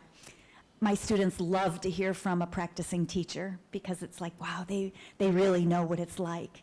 And then university professors can also go into schools and help them with their initiatives as well. So it has to be back and forth. And we have to be engaged in joint and continuous improvement. So we have to believe that everybody has to improve. It's not just the other one that needs to improve. Everybody needs to improve. And we say that we establish memoranda of agreements with some schools, and it has happened that we establish a memoranda of agreement, which involves these 4 things. And then we find out that the partnership is not being fulfilled on all of these points. And then the memorandum of agreement is null and void, and there's no more partnership. So the partnership takes work to sustain. This one, dedicating space and time and personnel. So this means that, for instance, the school or the school district that we work with maybe gives us some human resources to help us with placements, or there's somebody there that will be like an extra hand for mentoring as well and supporting communities of learners. We look for mentor teachers. Not everybody gets to be a mentor teacher. So they have to have at least 3 years of teaching experience, licensed in the field that they're teaching, which means they have a qualification, a teacher qualification.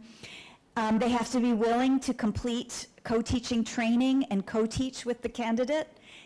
If they're the kind of mentor teacher that says, oh, I'm glad the practicum student is here because I'm going to go get some coffee, then they will not be able to be mentor teachers. School leadership team has to recommend them based on things like this. They're good at assessing student learning. They can manage the classroom environment. They can integrate research-based best practices. They can teach through a lens of equity. You probably know in the United States we have a lot of inequity in education. We have a lot of diversity, which sadly ends up being that some learners are not served as well as others. So we want all of our teacher candidates to be with mentor teachers who believe in social justice and equity and are willing to teach all learners. So that's very important. They have to show professionalism, like they can collaborate. They're always trying to deepen their content knowledge. They're skillful communicators. And so these are other things that the school thinks of when they're recommending mentor teachers. I want to showcase 2 quick stories from Vietnam. So the project that I'm involved in and supporting included a nationwide survey of colleges and universities who offer ELT teacher development programs. And then team members went out and did site visits and deeper case studies. And we found 2 bright spots, many others, but I want to tell you 2 bright spots. So at Hóa Môi College of Teacher Education, does anybody know this place? Have you heard of it? So this is a very unusual place. They only have about 20 teacher candidates at a time, a very small program, and the college instructors serve many different roles. So they're the college instructor, like the methods teacher. They're the supervisor of the teacher candidate. They are an English teacher in a school nearby, and they also host the mentor teacher. So one person is like everything. Okay, so that one person kind of knows the whole world of the teacher candidate. All right, that's a very unique position to be in. The school that they work with has kindergarten, primary, and secondary school all on one campus. So the teacher candidates get experience at all levels. And of course, because they serve many different roles, they wear different hats. They are very well, they're so familiar with the ELT program and the teacher candidates as people. So I think that's a really interesting and remarkable kind of model. Not feasible here in Hanoi, where there's programs of 200 teacher candidates, right? This is a big one, though, a mid-sized university. Do you know Don Thop University? You've heard of that one? So this is a good example of school partnership, and this one also depends on the people a lot. more than like established systems. So the head of the ELT program also plays a role in the provincial Department of Education and Teaching. There's already like 2 dots connected because that one person is between those 2 places. And the school teachers have a strong spirit of inquiry, like they like to explore their own practice, and they like to come and share their findings with teacher candidates at the university. So there's kind of like this very positive energy around teaching, thinking about teaching, exploring teaching, improving teaching all the time, like always wondering about teaching and learning. The student teachers or the teacher candidates start school-based experiences their 2nd year. So this is early in terms of many of the programs in Vietnam. And they have a lot of opportunities also to practice observing teaching and teaching at an English center that's at the university. And at this English center, they teach adults and children and everybody. And so the teacher candidates can just go there and hang out and try to be of use and observe and have exposure to learners. So that's a really nice opportunity. And they also have lots of opportunities to give services to the schools as part of their university courses. Like they do things like before and after school with the children. So then they learn how to be comfortable with kids of different ages. They learn how to organize games. They learn how to do, fun activities with kids. So this is another bright spot that I think that we can learn from. The way we're thinking right now about school-based experiences is in 2 ways. So there will be suggestions for assignments that are embedded into the courses that asks teacher candidates to work with a learner, observe a class, try something out, maybe do an interview, and also standalone and interconnected classes. So let's just imagine this. Maybe this is not the way it will be in the end as the proposed structure, but imagine in year 1, they take a 3-credit class called something like Introduction to Teaching, and they learn about the profession, and they get to see classrooms. They learn about, the system. They learn about all kinds of things about the role of the teacher, and they do a lot of reflection on themselves as learners. Okay, maybe they do that in year 1, maybe. In year 2, maybe they start doing some more field trips where their instructor, for like maybe a 2-credit practicum course, like a pre-practicum, that instructor takes them to schools, and they have, maybe in small groups, they observe, they do different things at schools, and maybe some of their tasks are connected with other classes that they're taking, such as child development or adolescent development. And so then they can learn about child development or adolescent development by looking at kids and observing kids. So just imagine that in year 2. And then in year 3, they have another experience where they get to be kind of like an assistant, like a teaching assistant in a classroom. They get to help out with preparing materials. Maybe once in a while they get to lead a game or an activity, or they work in small groups. Maybe they tutor somebody. They can do a lot of things, right? Without being in charge of everything. Imagine that's a 3-credit experience. And then in their 4th year, that's when they do their big practicum. And in the 4th year, that's when they're more responsible for more of the instruction. So that's about how many credits? A lot more than right now, right? So so practicum now I think is around 6 or 7 credits in most programs. So this is a big increase in school-based experiences. Very quickly, I want to share with you some of the assessments that we use at the University of Minnesota. I've got about 6 minutes. Okay, so we have 3 main assessments that for us and for our teacher candidates are pretty high stakes. So when any of our teacher candidates do badly on these, the possibility is that they will not become teachers. So what we find is that everybody can make it through classes, but not everybody can make it through school-based experiences. So we, in my institution, it's separate to get a degree in teaching from getting like a certification or a license to teach. So almost everybody gets the degree, but not everybody gets the certification, all right?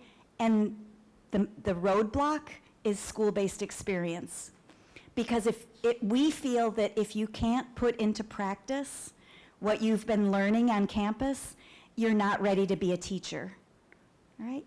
You have to be able to do it at least at a beginning level. You don't have to be an expert, but you have to be able to show that you can do it at a beginning level. All right, so the first one is dispositions or attitudes. So this is just a little part of the assessment. This is the one that we are the least happy with as teacher educators. We developed another one that was very elaborate that we use informally and developmentally with teacher candidates, but this is the official one. So as you can see, it's very basic, okay? Just look at it. Professional conduct, accepts responsibilities, completes assignments on time, carries out assignments independently when needed, arrives on time, presents self in a manner appropriate to the setting, adapts easily to changing circumstances, seeks and accepts suggestions of others, demonstrates ability and willingness to self-assess. Okay, very basic. We don't even describe like the 3 levels. It's just not observed, below expectations, meets expectations, and then some evidence here. Anybody can go onto this form online, like any of the instructors or mentor teachers, school-based, university-based, anybody can go in and make a note here. If there's a problem, we support the student, we counsel the student, but if there are continual problems, it's very serious for them. It's very, very serious. So that's the dispositions assessment. The evaluation of student teaching, this is also done online. So this is just a screenshot of what it looks like. And the categories all align with our standards. So you have English teacher standards in Vietnam, and your tool that you would develop for a school-based experience would align with those as well. They have to match up. So for instance, planning instruction, of course, all teachers need to demonstrate that they can plan instruction. And you can see that the standard here is the teacher plans and manages instruction based upon knowledge of subject matter, students, the community, and curriculum goals. And so here, I do like that there's a little bit of text to describe the 4 levels here. Usually teacher candidates are somewhere in the middle. Once in a while, they're here. Sometimes they end up there by the end of the placement. I should have said, so that dispositions, they are evaluated twice on the dispositions assessment, and then this evaluation of student teaching also 2 times, and then this last one that I'm going to show you, the teacher performance assessment. So this is 2 times they get evaluated, and this one is also 2 times. And then the teacher performance assessment is only at the end of the program, and this one involves a lot of work on the part of the mentor teacher and the student teacher. You can look this up. It's called EdTPA, and a lot of states in the United States are using it. If you're interested in looking at the manual, I can email it to you as well, because it gives teacher educators a lot of good ideas of authentic assessment for teachers. And it's all around, student learning is at the center, and it includes assessment, planning, and instruction, the three main components. And this is just an example. So this is the rubric. So they have to submit lesson plans, among many other things, and they have to write a lot of justification for their decision-making in the lesson plan. But let's just take a look at this one. This is planning for communication proficiency in the target language. So you can see that this assessment is specific to language teachers. How do the candidates' plans develop students' communicative proficiency in the target language in meaningful cultural contexts? So we want everybody to be able to do this, right? This is a good thing to do. And so you test what you treasure, right? So this one is the lowest level, like just focusing on vocabulary and grammar, no connections to language functions. Okay? The plans support vague connections, like minimal connections, primarily focusing on the interpretive mode of communication. That's like just receptive skills, like reading or listening. And this is better. Instruction builds on each, on connections between language forms, functions of the target language, interpretive and interpersonal. So interpretive is receptive, and interpersonal is between people. And then this one, all modes of communication. Okay. So interpretive, interpersonal, and presentational, and in meaningful cultural contexts. And let's just look at the highest level.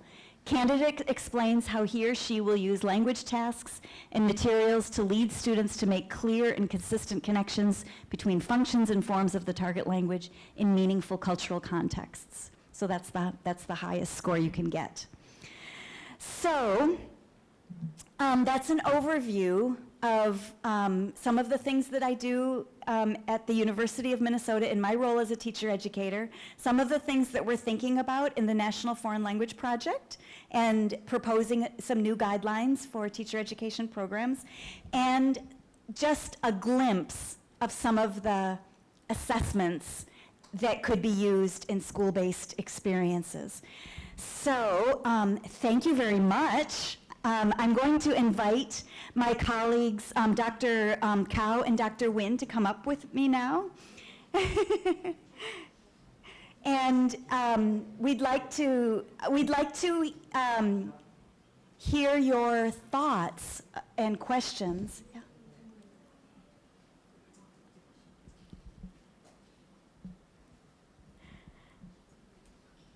Yeah, here, let's we can sit right here.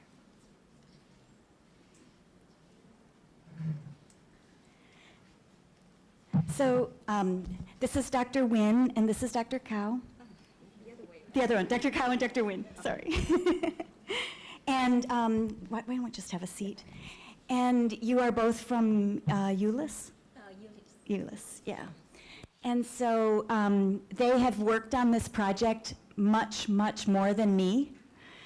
And so that's why I've invited them to come up to also answer questions and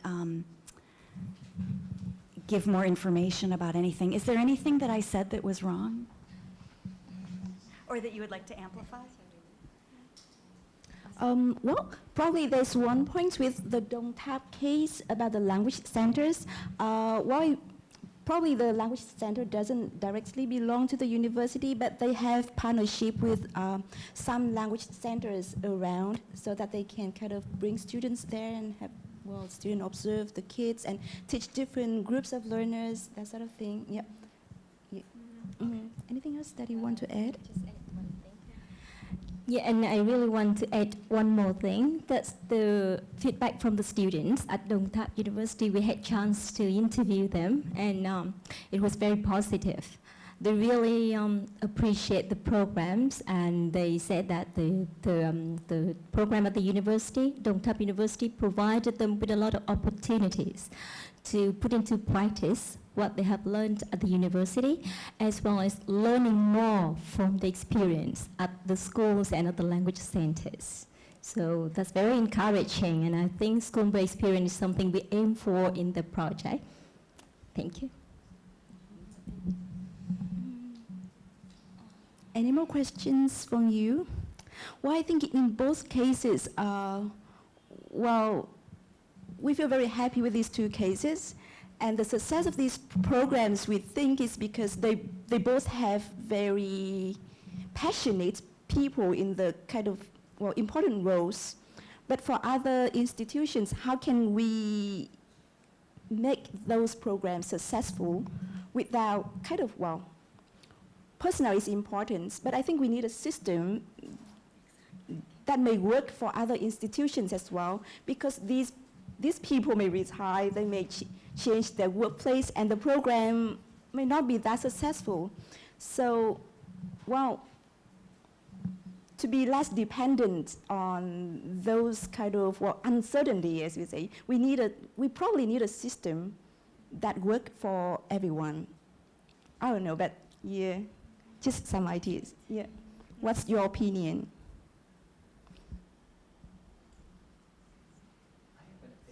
Yes, sure. We would love to hear from you. Do you need the microphone? Yes. Well, thank you for the presentation. I always have an opinion. I think the way to help, having a system is helpful, absolutely. It's like having a lesson plan, right? You have a structure.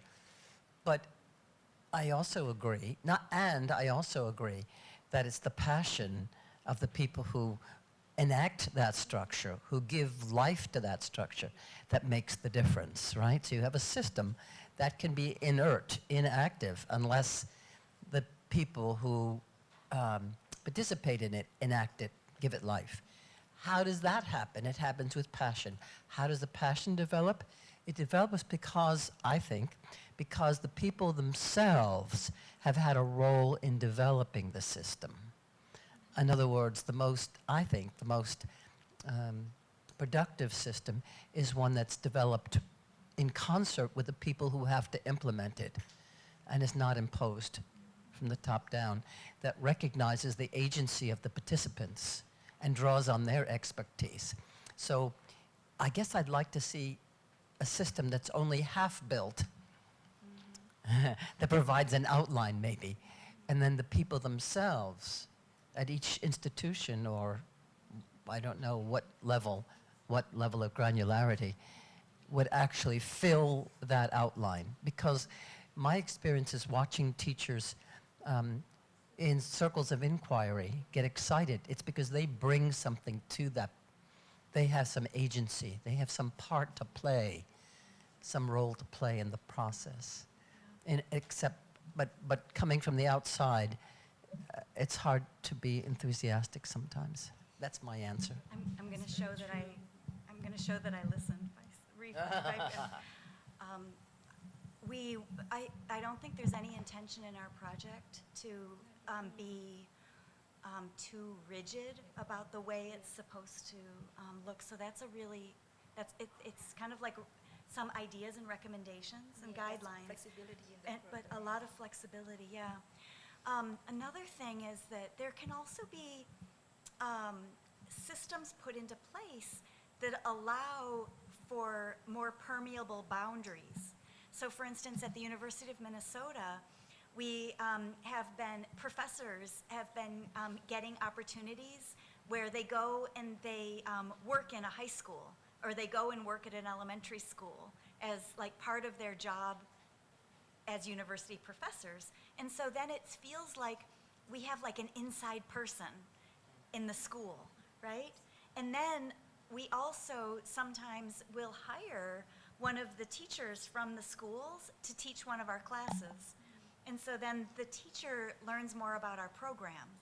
So there's like, I think maybe there's also ways where we can we can systematically facilitate more awareness of each other's jobs and roles, you know? I didn't mean to imply there was rigidity. But the question was, how do you build in passion? Right. And it seems to me that the way you do it is you involve people in a permeable way, so that they have some, I'm just repeating myself, but so that they have there's some effect, some influence that they can, in fact, bring to bear on it. Yeah, because you saw it observed in these two places, but it looked different, didn't it, one from another? We're just worried that, you know, it's so wonderful that there's somebody that with that much charisma, but what happens when that person isn't there? Will the whole program fall apart? Anyway, but what questions do you have, or do you have stories that you'd like to share about your own school-based experience, or do we have any questions from the viewers at home?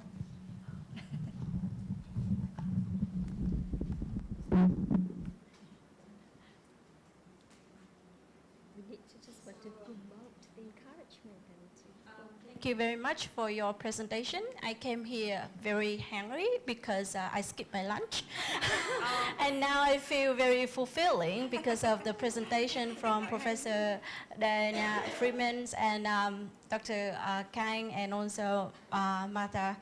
I just want to say about the opinion about, and one of the things that you all agree that how to give the teachers opportunity so that they can learn from the practical experience and from the classroom.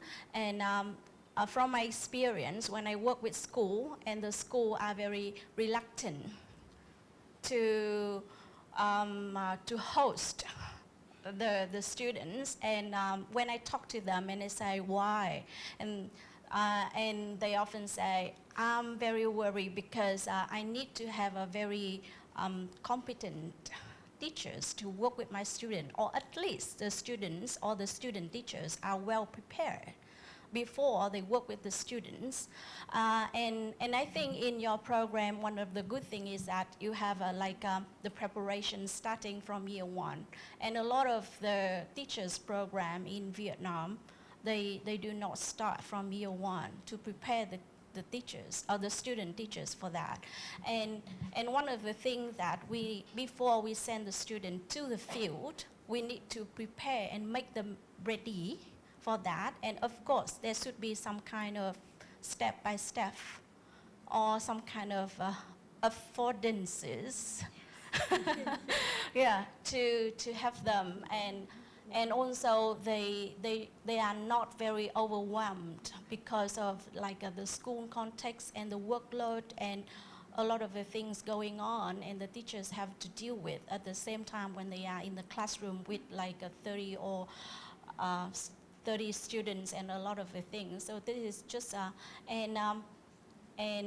also if Dr. Cao Hong talk about if we want to make it as a policy, we also think about changing the teacher education program, and also we need to have a criteria to select the school to be in our program, because if we just send the students to some English center, and then we do not have the good mentor teachers, and then the teachers, when the student come back and they will have all that kind of experience become part of their teaching journey, and it is very difficult to change after that, or they have to unlearn what they have learned.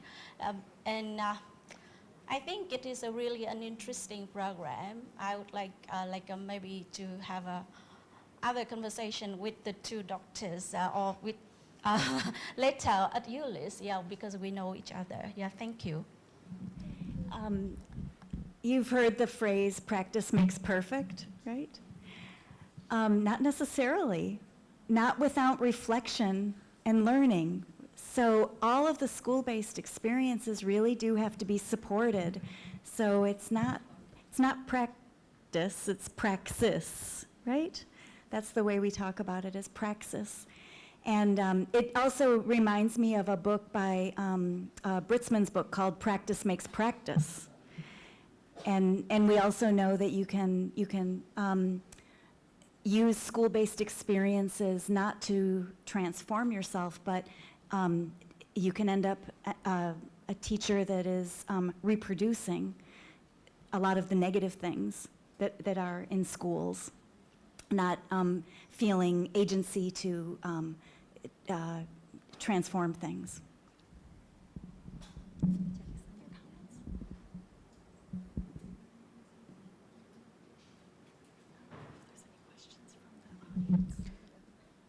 Thầy Kênh, we would love to hear from you too.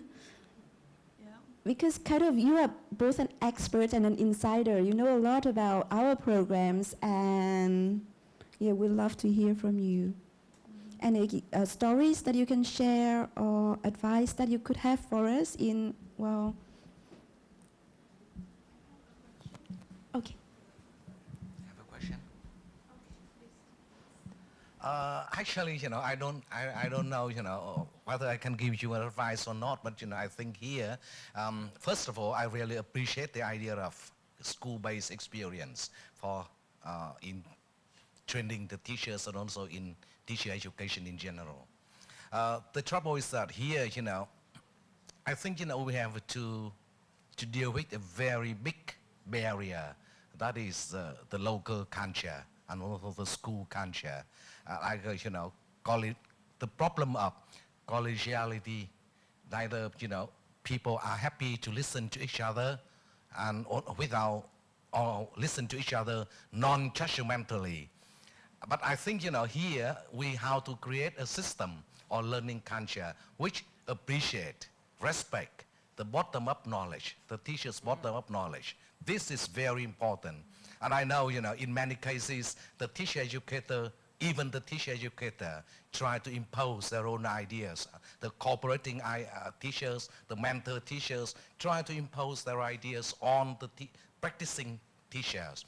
And in many cases, there are conflicts between the practicing teachers and the teacher educators. And once the teacher educators have left, the classroom teachers, okay, I do it. That's one thing.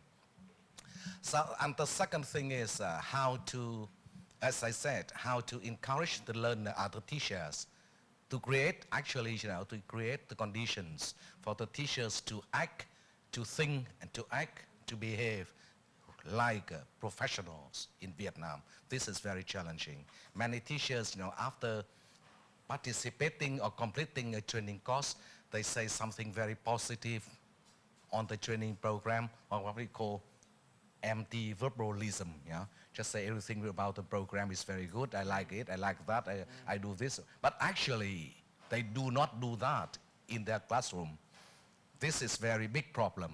And how you can do that? So I say, any system that has to look at the issue, how to encourage, how to support the teachers to develop their own teaching expertise. And this is, I believe, the issue of sustainability. Teachers have to develop their own expertise, and they need two things. On the one hand, they need pressure. Yes, otherwise they don't want to change. They are busy, they don't want to move beyond the comfort zone. So do what I've been doing all the time. The second, need to support. So support, that's a good corresponding between supporting and pressure. That is where teaching expertise develops, and that is where educational quality can be achieved. That's my belief. In many cases, we send a teacher. Actually, in Vietnam, even in my university, there have been, I believe, that good programs already. The question is that when you send the teachers to the training teachers to school, we do it like sing or swim. Just leave it there. Everything, is in the hands of cooperating teachers. And the cooperating teachers say, okay, good. I'm very busy, so now you have here, so please take care of everything. I can have a good rest. something like that. And by the end of the course, I give you very positive assessment. Are you happy? Good? Yes. Yeah, that's it. So you are happy and I am happy, but no change. So in other words, there are a lot of changes, but the question is that what is significant changes we need to look at? Thank you. Thank you very much. And that's very interesting. Okay. And we agree that it's very hard to realize the program, but we expect there will be we expect to raise the awareness of not only the universities, not only the people of the Department of Training, and also the schools, school leaders, women, because we can't realize this, we cannot conduct this program without the cooperation between the Department of Training, the universities, and the schools, what we call the partnership among the three stakeholders.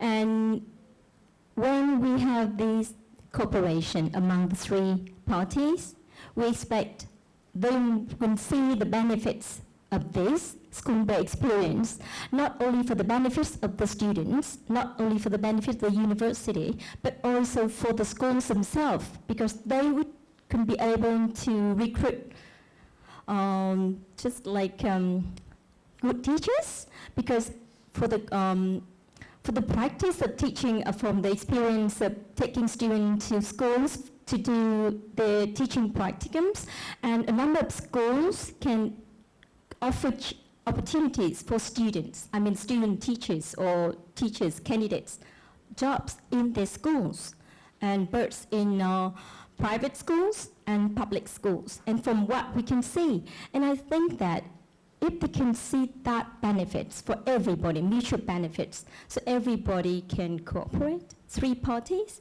and we can aim for something, a very positive learning environment for student teachers, and that's benefit everybody. Thank you. I believe the bottleneck of Vietnamese education is administration. Especially the school administration. That is the bottleneck. Well, one of our partnership requirements is that the schools, partnership requirements is that the schools have strong leadership that is invested in teacher learning. Yeah, there has to be, is there another question? Okay. Dispositions and attitudes part of it, and if that's going to represent. Sorry. I thought my teacher voice was going to work. I'm just curious about the dispositions and attitudes, and if that's going to represent a sea change in the way teacher education has worked in Vietnam. Oh. And I'm also curious if there are partnerships only with public schools, or have you investigated possibilities with private schools? I know in Vietnam there are a lot of international schools that are English medium and may have a different kind of teaching approach that could be really beneficial for teacher candidates. Do you want to talk about attitudes? Oh, you can talk about attitudes. And Well, yeah, I'm not proposing an assessment for Vietnam that is about commitments or dispositions or attitudes.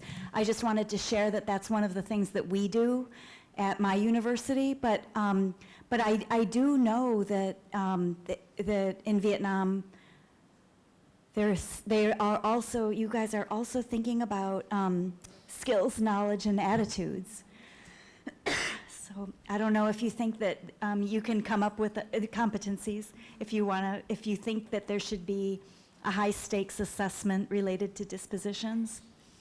We think it's important, especially with teacher candidates' commitments to working with all children.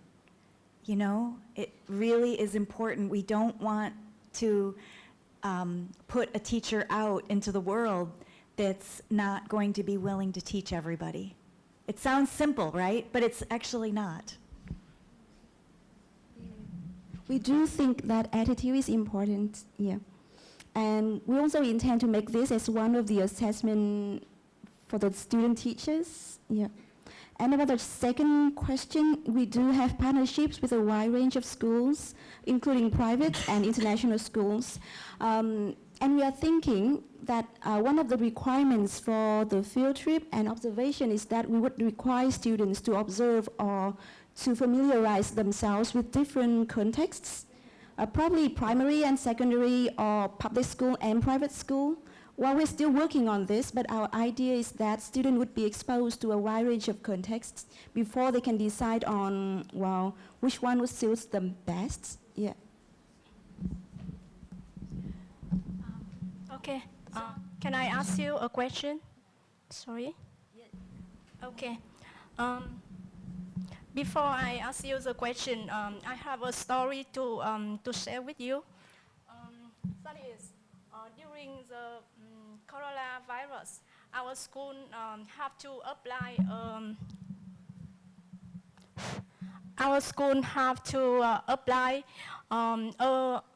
An ICT program to teach our students online. However, that program is so complicated, and many of our students cannot do that. And also many of our teachers cannot do that too.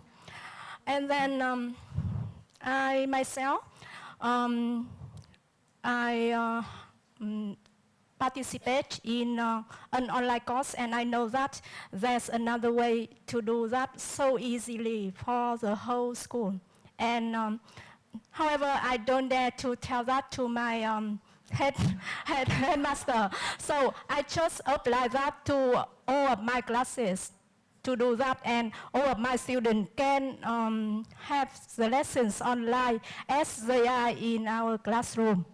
However, I wonder if I do that so illegally or not. And I ask my, after I do that, I ask my head teacher and principal, and she say it's so good.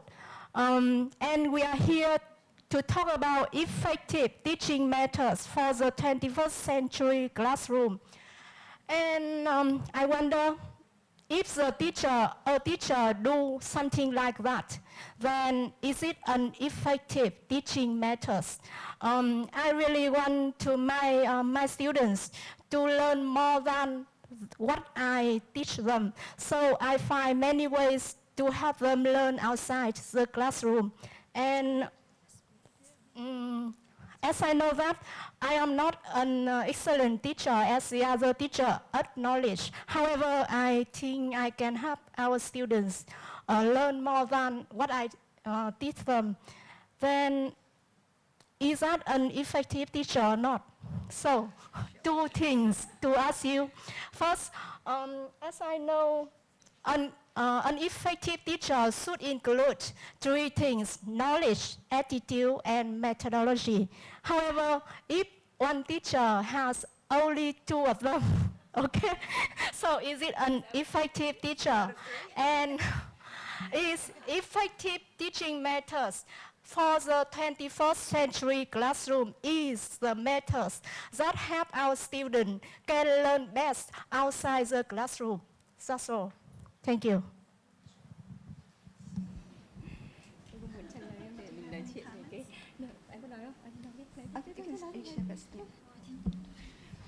No, well, your story reminded me of another story that we had the other day. We were discussing about, well, teachers' knowledge, about teachers' teaching techniques and attitudes, that sort of thing. And we say kind of, well, whether we should have a kind of the first round of screening students in terms of proficiency before sending them to schools to make sure that they are kind of, they have good language skills, they are qualified to go to schools and teach. And that brought us to the same question. Some teachers may not have kind of may not meet sufficient level of C1, for example, but they can still apply they can still teach effectively.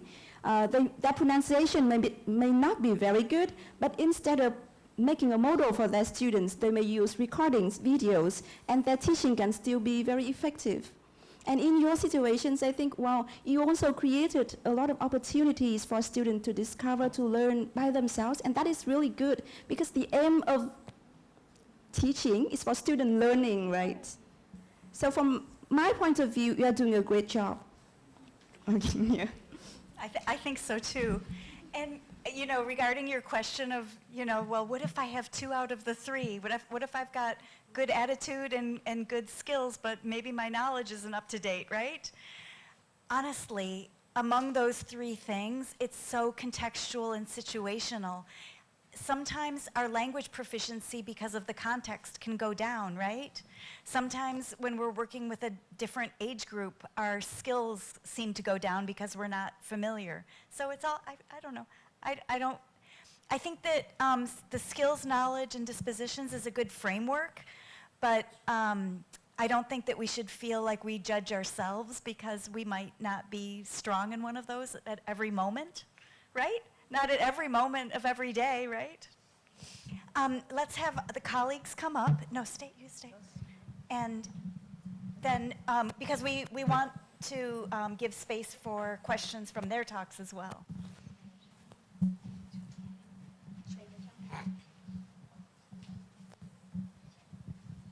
Where should we sit? Okay. No, stay, yeah.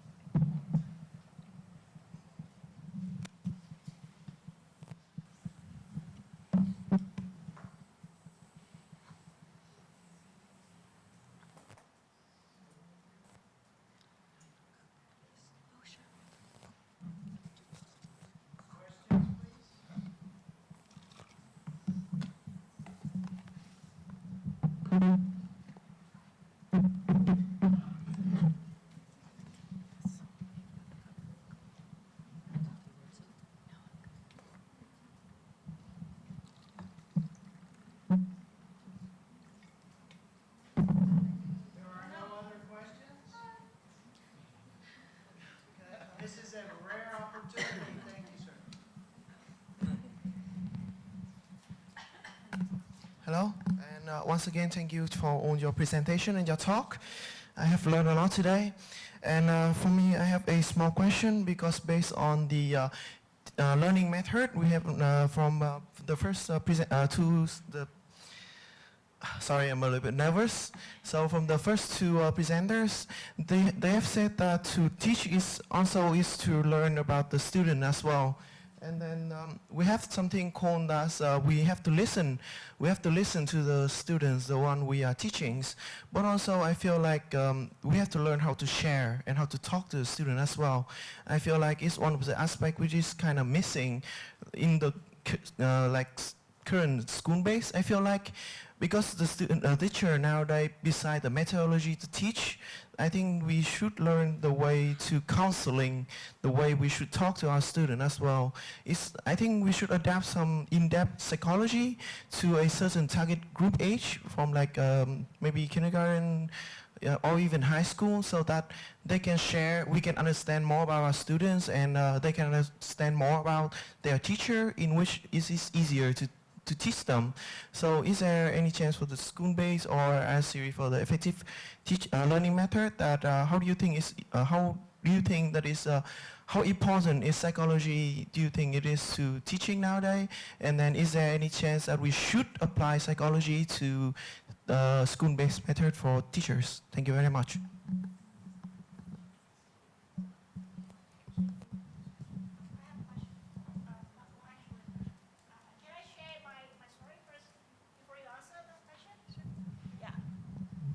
As I understand that you would like to apply the psychology in education, but actually I don't know when were you born, but when I was in the college, in the university, we were taught about the psychology already. It's just a small class and about 2 credits, but actually we were taught already. And but also, I think that psychology is good to apply and it's essential. As I experience teaching with the primary students, I see that teacher is such a difficult job because you have to know a lot of things, like how to deal with the students, how to work, how to tell them to do something, and one of them, And my question is, like recently I have read materials about differentiating teaching and learning and instruction. So I would like to ask, is this effective to apply differentiating instruction in class? Because as I observe my colleagues and at school, they don't really differentiate instructional in classroom. Thank you.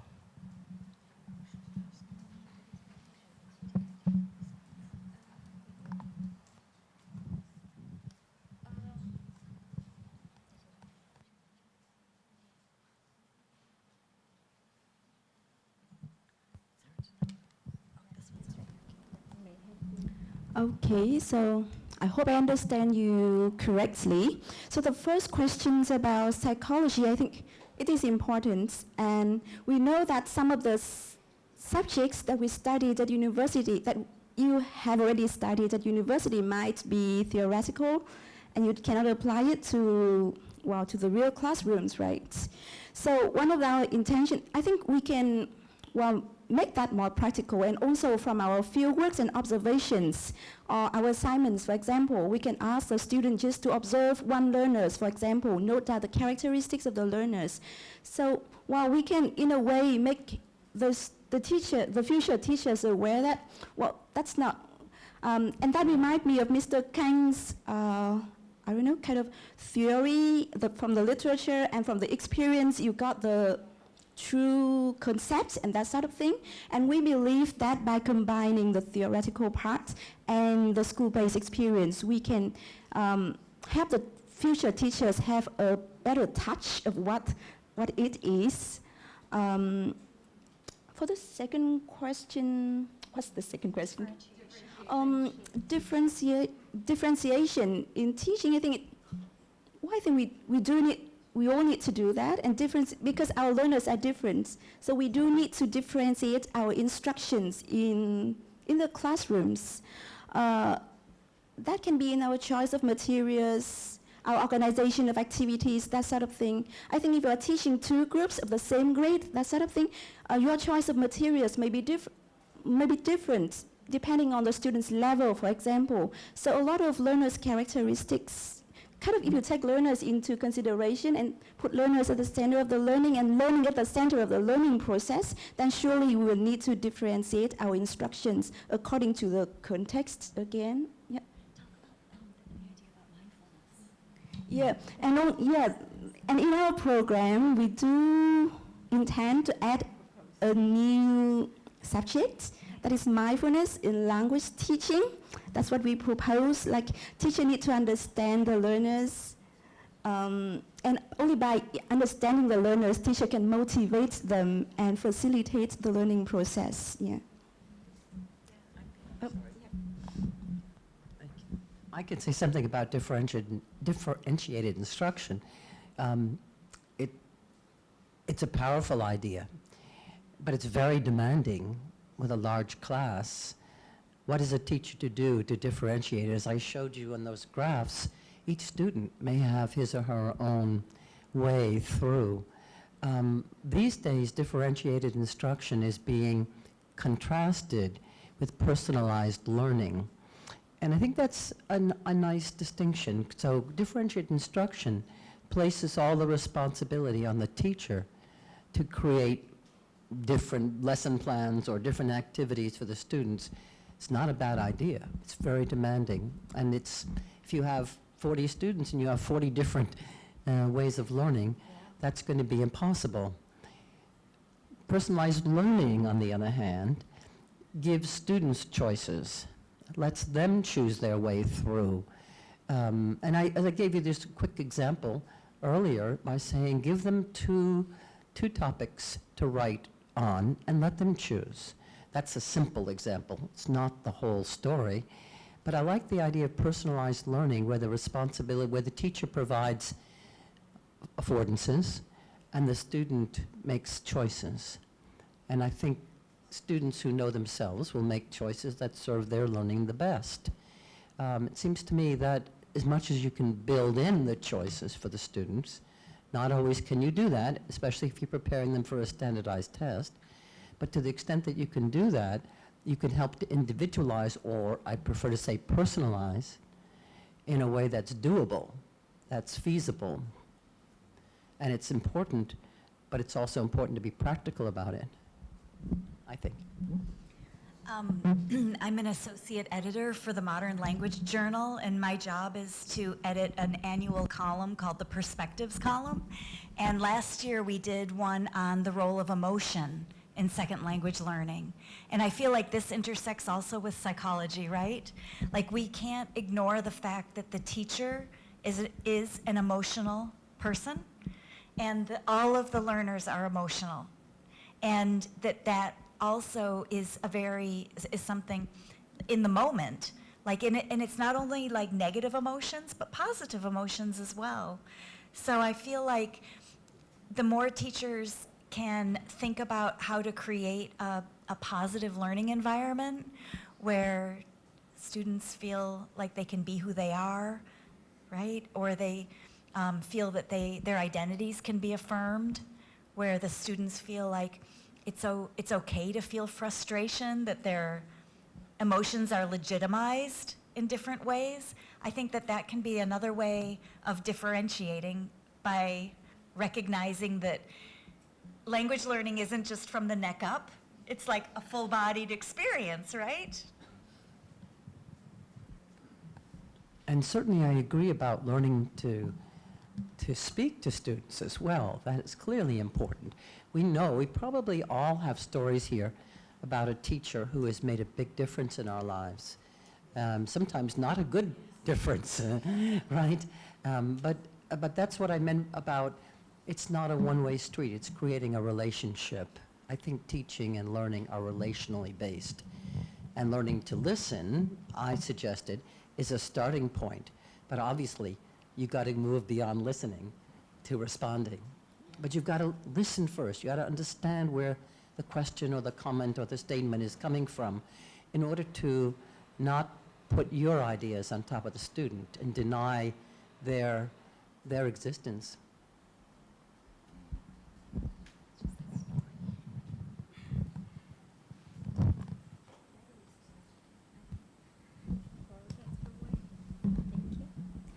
And now I just want to add to tell you a story of differentiate teaching.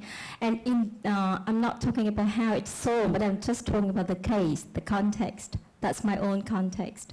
I mean, at the beginning of the school year, the university year, I entered the class, and then with new students, totally new, and I did do some kind of activity to get to know students.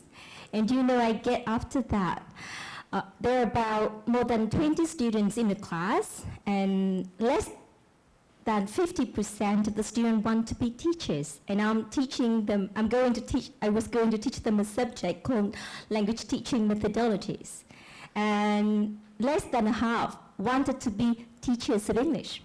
And some of them wanted to be clothes designer, and some of them want to be they come with different. They want to be work in the artist field, and tour guides, and a lot of other jobs they expect to do. So in that case, after that day, I had to go home and think about how I would go teaching. I would go do with this class. It was really hard. And sometimes I did tell my students that if those really wanted to become teachers, I would give them more tasks, harder tasks, more difficult, challenging. And with those who only wanted to pass with credits, to pursue their dreams and whatever, so they may choose just less weight, less hard or less challenging. And that's what I did, but I'm not sure that I have done is good or not, but that's what that happened. And during the class, I organized activities, and I assigned the activities to different groups that I had already other information about them. And then I group them, and I get some challenging tasks for more, those who wanted to be teachers, really wanted to be teachers, really wanted to learn, because someone said that, teach those who want to learn. And then that's a bit funny, but is that what happened? And with those who didn't want to be teachers, but I'm not sure that they may be teachers or not, so I still had to give them tasks. But that's challenging, and I integrate more elements of what can be considered their strong points, like artistic ties, or they had more knowledge about tourism and things. So I try to relate the activities to their area of interests. So although they did some tasks related to teaching, but still encourage them to do because they relate to their interests and dreams or something. So that's what happened, and just share with you that story. Thank you. An idea in this case? Yes. Yes, please. Just 1 second. We need just a second. This is online also, and they won't be able to hear you if you talk. Yeah. I think I have an idea to share with you. Why don't you teach teaching methodology for even an actor or a tailor? Because sometime in the future they can teach their the way they design clothes or the way they act to other pupils. So it's an excellent way. However, you have to promote their motivation by telling them that they can apply that thing in their jobs. That's it. Thank you. Interesting ideas. However, we are talking about English language teaching methodologies. I have no ideas about how to teach people to design clothes or things, but it's a good idea. We can ask them to take the best of what they learn, and they can apply to the field they want to. Thank you. We did a survey. Oh, did you want to say? Hello. We did a survey of our alumni once, and we asked them what they were doing now and what they have been doing, what they're doing now, and all. And most people were still teaching in some cases, and some cases they became school counselors or whatever. But not everyone was teaching. Some people started their own business, and I don't know what there were a variety of answers. And we asked them, to what extent did our teacher education prepare you for what you're doing now? And everyone said it did, even though they weren't all teaching. Why? Because it taught them people skills, it taught them to listen, it taught them to organize, it taught them to be accountable, it taught them to be accountable for their time, it taught them to be able to communicate with people. Did I say organized? I did, didn't I? So I think that's, certainly methods can be methodology can be quite specific, but underlying it is a set of skills that can serve you in your life. About nearly half a century ago, I was a student studying English. It was so difficult. We didn't have materials, we didn't have dictionary, and the teacher's quality was very, very low, actually terribly low. But we did learn very well. Why is that? Because the teachers took very good care of us. They were so close to us, very approachable to us. And that motivated us a great deal, and we learned. So in order to become a good teacher, there are many things you have to do, you have to learn. But one thing, I believe, I could be wrong, you don't have to agree with me, that is how to make your learners love you. Once they love you, they love the subject you teach, and they'll become motivated. And it means that teaching is caring. Above all, teaching is not, it's not the kind of teaching the knowledge. I say that you cannot teach the knowledge. The knowledge has to be acquired by individual learners. Always say that motivate them to learn. And once you show that you are taking very good care of them, you understand the problems, you understand their motivation, their interests, and you can help, and you want to help them. They believe in you. So credibility, teachers' credibility among the learners is so important. And this is also true to teacher education. The teachers in training should have a good confidence in the teacher educators. And once they believe in the teacher educators, they know how to learn. So I say learning is voluntary. Nobody can force it to learn. So that's about psychology. That is psychology. Psychology is a big word, and there are many schools of psychology. What kind of psychology teachers need to learn? You know, I say every individual here, you, me, everybody, has two dimensions. The psychological being and also a social being. We need to learn about that. And that is psychology we learn. Also teaching is caring. About differentiated instruction or DI, I say like many other instructional proposal or initiatives, they sound beautifully theoretically, very beautiful theoretically, not applicable. It doesn't have much impact on the classroom, in the real classroom. How can you focus on individual students in case you are teaching 40 students within 45 minutes?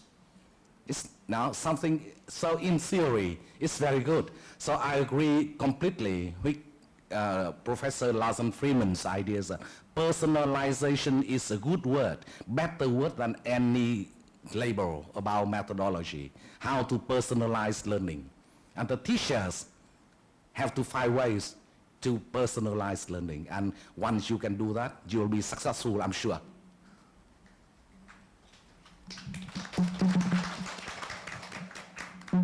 Do we have any additional questions, please? And those of you at home watching, if you have questions, send them in and we will try to answer those too. Thank you. I just have a question for Professor Lance Freeman and yep. So Professor Lehman Kang said that we should develop a love from the students. So from your perspective, especially from different kind of cultures, is it necessary to be seeking for the love from student, or is it some kind of emotionally attached to the student, or it's kind of like emotional learning or something? So yeah, that's my questions. Yeah, I don't specifically seek their love, but I care about people, right? And they see that I care about them. As I said earlier, I see myself in service to their learning. And when you see yourself in service to, students often respond to that. The other thing that's interesting to me is when we get appraised by our students at the end of our teaching term.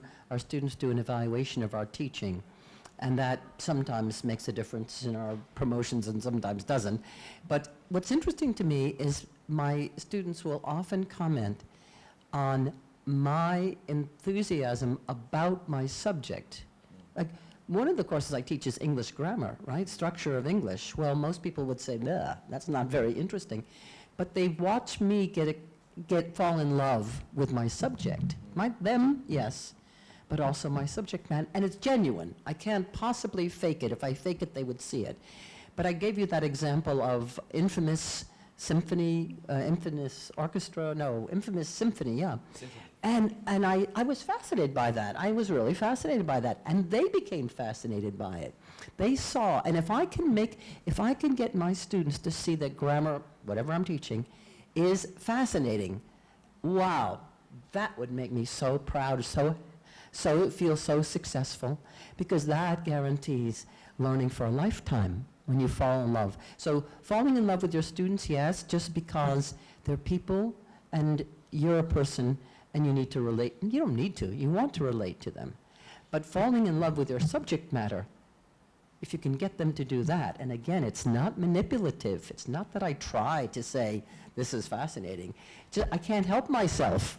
It is fascinating, and they see that. And some, not all.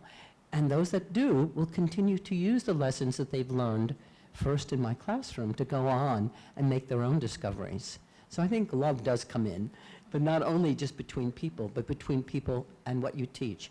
You have to love English or love language as well, not only love your students. It's that combination, I think.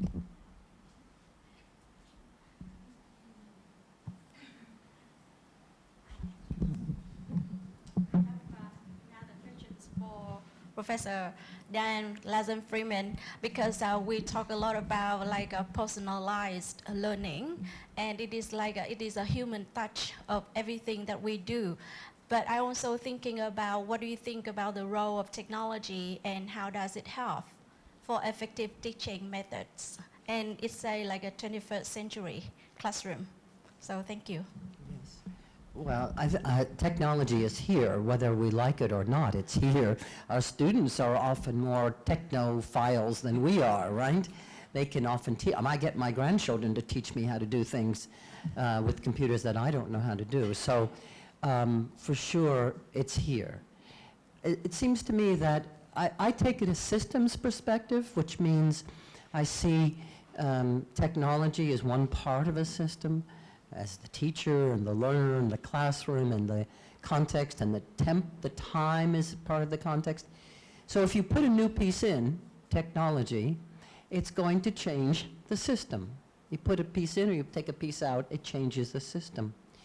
I don't see technology as necessarily something inhuman, if that's what you're implying, or non-personal. On the contrary, I think technology has the potential to be a very personal thing. I mean, our students use it before they come to our classes because they find affinity groups, to put James G's term. They find people to interact with, or song lyrics, or movies, or things that they're interested in. They can use technology for that purpose. But if they do that, and they will, I believe, certainly older learners will, no, younger learners too.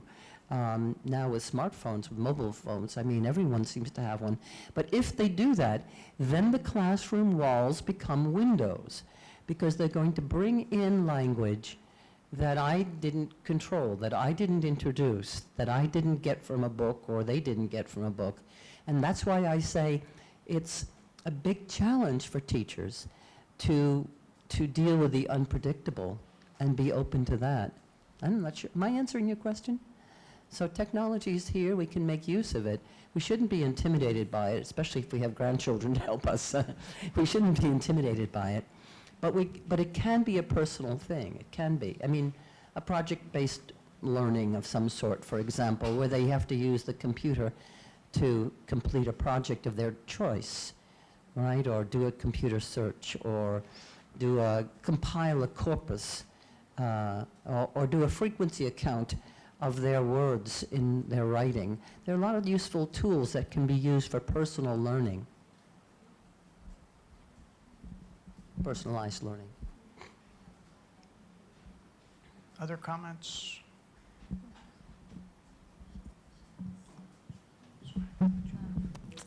Hi, Professor Dan Larson Freeman. I really like your notion of unpredictability, and I think it's very powerful at the moment. Yesterday, I and my colleagues talking about the problem that we are facing in Asia, and it becomes a global problem of the coronavirus. And I think the notion of unpredictability is for us to really open mind, to be open-minded, and to allow different methods to also encourage students, to accommodate student needs. But I also think that maybe we not only employ or mobilize the notion of unpredictability in teaching, but also teach the student about unpredictable things at our current time. Because I feel like because of the coronavirus, a lot of schools have to close.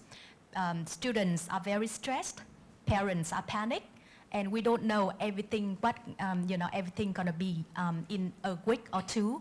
So if we use that notion to teach the students about everything at our modern time can be possible, can be an opportunity, but can be unpredictable, and the students can learn from that to be more resilient, to be more creative, and to be more, less panic in order to cope with a lot of things in our life. So I think the notion of unpredictability has a lot to do with the the methods, and so many things that that happen in our life, that through teaching, through our methods, we teach students about a lot of skills and to cope with the very catastrophic things that happen at our modern time. So that's Thank you just for my the comment. I agree. We talk about preparing for the unexpected. And yeah, there's one who knew this virus was going to affect so many people in the world in tragic ways in some cases. Professor Leo also talked about complexity theory. Complexity theory says that new things will emerge that are unanticipated, unpredictable, and that's life. That's life. We go in one day and we find out that the school is closed. I also said, I hinted at it, but I didn't say it, so you've given me an opportunity to say it. Thank you for that. That we have these big problems, and humanity has big problems. And it's very frightening. I'm frightened for the future generations and what we're doing to our planet, for instance. So it seems to me that it's more important than ever that we cultivate agency within our students, resilience and agency, because it's they, well, you're young, but it is they who are going to have to work together in a collaborative fashion, crossing country boundaries, national boundaries, crossing regional boundaries. We've got to learn how to work together. And so the agency by agency, I mean the sense of your capacity to make a difference, your sense of being able to enact something, not maybe as an individual, but collective agency. Because the things are going to, who would have thought we were going to have burning fires in Australia, right? Now just adding to the environment. But it's not only the environment I'm talking about. It's the elections and, oh, I don't want to go there. Never mind, I don't want to talk about that. But it's preparing for the unexpected. And I think the way you do it is you build strength in the individual to be a strong individual and to be a strong partner, so that we can work on these problems together. It's the only way for the future. That's the only thing I think that's predictable, is that we've got to work together.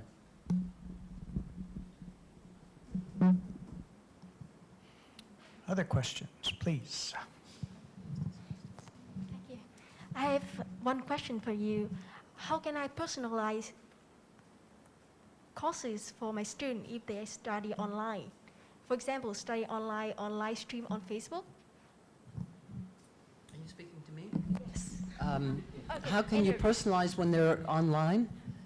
Well, you can't, but they can. Is that what you're asking? I mean, you mean the course it's set already? Is that what you're saying?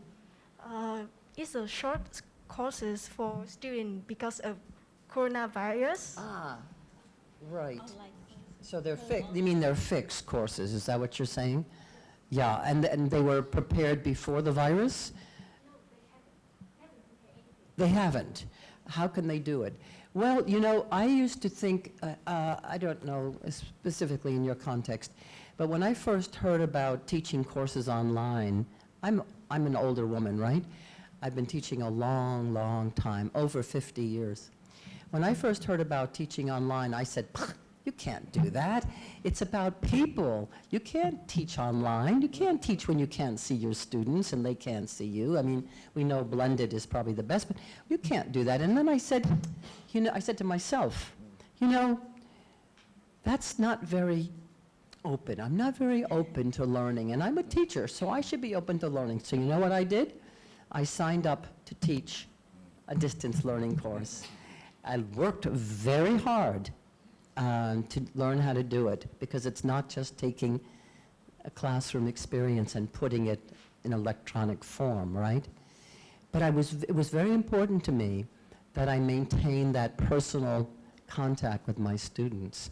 So I have to tell you, I spend a lot, and I was teaching, by the way, a worldwide audience. So I would answer the last student post, go to sleep, wake up, and then my inbox was completely full again. But I made it a practice to respond individually to every student's post, because I don't know what the courses are you're talking about, but the ones that I've been involved with are interactive, even if they're asynchronous. So the students do something, and then the teacher or mentor or teaching assistant responds. So I did that. I mean, I responded to each student's post and tried to get them to go further in their learning. I don't think I would put a lot of faith in a class, a course you just take it from the shelf. I wouldn't put a lot of faith in a book you just take from the shelf, and I've written some of them. I wouldn't put much faith in that. The teacher has to be a mediator between the content, the language, and the learning. And the mediator, seems to me, the mediator role is personalizing the learning for the learner. So I don't know about off-the-shelf courses, but I do know that learning takes place best, in my opinion, when there's a relationship established between the teacher and the student is able to manage his or her own course, his own trajectory. Make sense? She's nodding. Please let the camera show that she's nodding.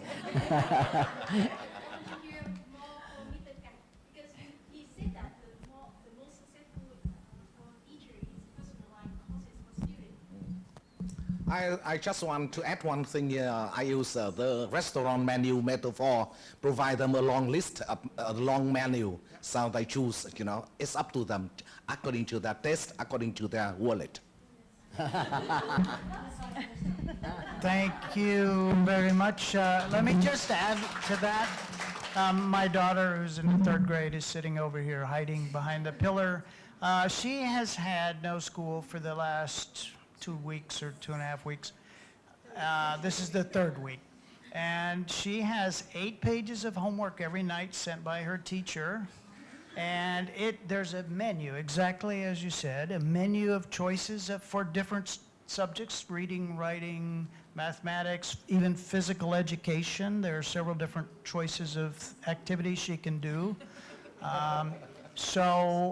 And they weren't planning on this either, so obviously at her school. So her teacher just had the skills to develop materials quickly. She spends probably her whole day planning for the next day. They have an interactive session that she's supposed to be doing today, which she can't do because she's here, but in groups on Google Hangout. So you can do this with the existing technology without too much preparation, if you know how to do it. So that's something a couple people asked about technology. That's one reason why you want to make sure everybody understands how to use the technology that exists today, because you never know what might happen. So thank you very much. We've come to 4 o'clock. Thank you all. I hope you all enjoyed this.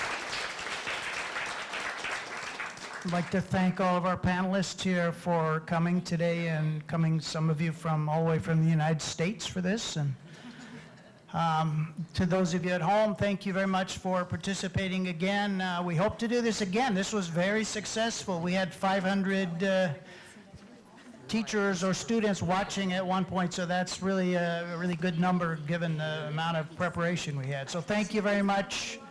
Good night and good luck. You still look the same. They're from 1988. 88. Yeah. But I can still